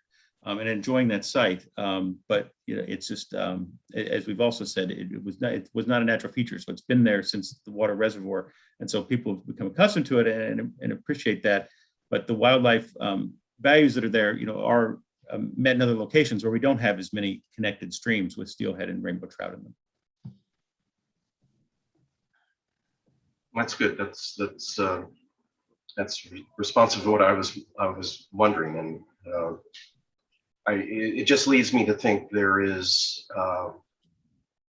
a real value to being able to shed a little of my sentimentality about this and think of the immense benefits of restoring that creek, and that's really a huge benefit to the historic environment and habitat there. Director Rosario, I think Scott wanted to add something to that response. Thanks. Thank you. Yeah, I just wanted to echo what Matt shared, and specifically with the migratory songbirds, because this area is an area of regional significance for birders, specifically the boardwalk area and the riparian area just upstream of the lake. And I just want to point out that with all of the options that we're looking at preserving that corridor that exists. And so just to highlight that to you, that we definitely recognize the varied habitats and their significance, and that's one that we specifically identified and made sure that all of the options preserved. So a major project restoring the creek itself would address that need, in other words. Exactly. Yeah. So so we looked at, looking at restoring the creek under option 3, there's several different ways that you could accomplish that goal. And so the direction that we went was to keep our project limit as shown for that reason. Thank you. Great questions. Let's see. And by the way, great presentation. Mike, you're brilliant as usual. I had never heard of this. First time I've related the watershed to actually a living organism in the way that you brought it alive, and it's really amazing. And Scott, your your options here and in research they're all really good options. And so my question regarding option number 3, how is what appeals to me about option number 3 is that it gives us a little bit of everything, and it's a great compromise. I like the idea of a pond because it's a smaller footprint, and if we do have to dredge, it's more doable. How is that pond going to be fed? Is that going to just be is it going to be diverted water like in option 4, or is it just going to be just natural flow? I think in option 3, there's a small body of water. I think it's identified on the presentation that I shared as a wetland, if I'm not mistaken. Yes. But it's but essentially there's a western tributary that's coming from the hills of Kensington. And so what we wanted to recognize was, similar to the, to Jewel Lake and this region of the watershed, that's a very erosive portion of the watershed, that it wouldn't. We wanted to provide another habitat element, but we wanted to recognize that it would not persist as an open water body likely. Oh, got it. And so we were envisioning it to be designed as a wetland, whereby when the flow from that western trib comes down, it could spread out a little bit and create a little floodplain area that would be more of a wetland feature. And so with that wetland, preserve the songbird habitat? I think we provide additional songbird habitat, but like I mentioned, I think that the area of the boardwalk currently provides really the prime habitat, and that'll persist. Okay, great. Got great options. Yeah, it's hard. I agree with Director Coffey that we had a man-made structure that was probably a mistake in the natural world, and now we're living with that consequence. So we're dealing with the natural process here and versus human sentiment, and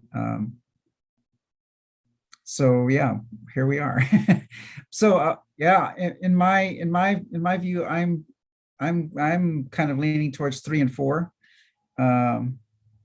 just because the wetland does preserve bird habitat, and the 4 preserves the lake that has become so beloved, but also it's a good option, but expensive. Yeah, I would vote for those 2, but we'll just like Director Coffey and I'm sure Director Corbett. I'm looking forward to hearing what the stakeholders meeting comes up with. So I'd like to hear those. But any other comments in closing, Director Corbett or Coffey? No. Yeah, seeing none, I think thank you for the presentation. I think we and the public have, you've given us some great options to consider. And again, we're looking forward to the stakeholder meeting. Well done. And any other closing comments from staff? Christina. Thanks, Director Rosario. I just wanted to comment that thank the board members for the great questions, great comments. And for staff, it's really satisfying to hear the board members kind of understand the fundamental deep issues that we're faced with here. So I just wanted to thank you for that. And also just to thank again the staff. It's taken us a while to get to this point, and these are complex issues. And I think that kind of interdivisional, we've got the naturalists here, which is great to have Mike, as you say, Director Rosario, helping to have the science come alive. And that's just been a great addition. And I think will help the public as we move through this to grapple with this challenging issue and find the right balance. So I just really want to thank staff. They did a great job. And we have heard the board that you wanted us to come to you early, early and often. And so we don't have a recommendation for you at this point, but we did. It was a good time to come and check in and let you know feasible options that we've researched and some costs associated with those. So we will go out to the community and we will be back and look forward to working through this with you. Thanks. Great. And then do we have any other public comments? Director Rosario, at this time, I have not received any additional public comments. If there's anyone on the screen that would like to make a public comment, please raise your hand and unmute yourself and turn on your camera. Yeah, hello, my name is Alexander Boris. I would like to make a public comment about the use of trails for mountain biking. Is that the appropriate time to do that? Or? Yes, yes. Great, thanks for taking my comment. Again, my name is Alexander Boris and I'm a resident of El Cerrito. I'm also a parent of a 14-year-old girl and a 16-year-old boy who both took up mountain biking last year during the pandemic. And they are members of the Wildcat Composite Middle School team and the El Cerrito High School team. They wanted to speak here today, but unfortunately they're still in school. So I'm speaking for them. My kids ride in Tilden and Wildcat Canyon with their friends and teammates about 2 to 3 times a week, and they enjoy it really much. However, the number of trails they're allowed to ride on are very limited, and the trails are often crowded, which is good if they get more use, but it makes it difficult for mountain biking alongside other users. Mountain biking access to narrow trails is fundamental to the sport and currently not allowed. So the lack of trails open to bicyclists creates a conflict by concentrating bicycle riders on a few trails, even though there are plenty of other trails, for instance, unmapped trails or other narrow trails available in both parks. My kids are trained to only ride on legal trails, and they're doing a good job respecting, I think they're doing a good job respecting other trail users, and they also yield to hikers and use their bell. They also show their commitment to the parks by volunteering for trail maintenance events. For instance, they did trail maintenance at China Camp. I know it's not a regional park, and then Joaquin Miller.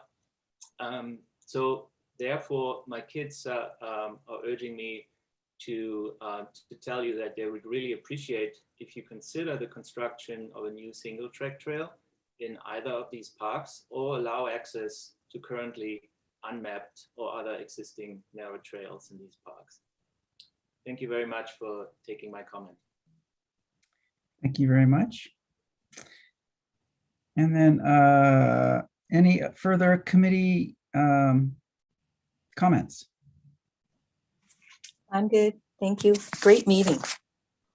Director Coffey? Just want to echo your appreciation of the staff work that went into both these topics. It was, again, very appreciated, and the amount of work that goes into these presentations is not lost on us. It's very helpful and makes what we do feel very important, that we're getting that depth of information from staff, and also those who make the meeting possible, Rachel and Becky and Travis and Matthew. They all do great work just making these meetings get up and going and work. So thanks all. Yeah, very much appreciative of the work. These are very, very complex issues, and we really appreciate the effort to make it so that members of the board and the public can understand the decisions before us, and very, very well done. In closing, I just wanted to, for future consideration, we have several naming requests.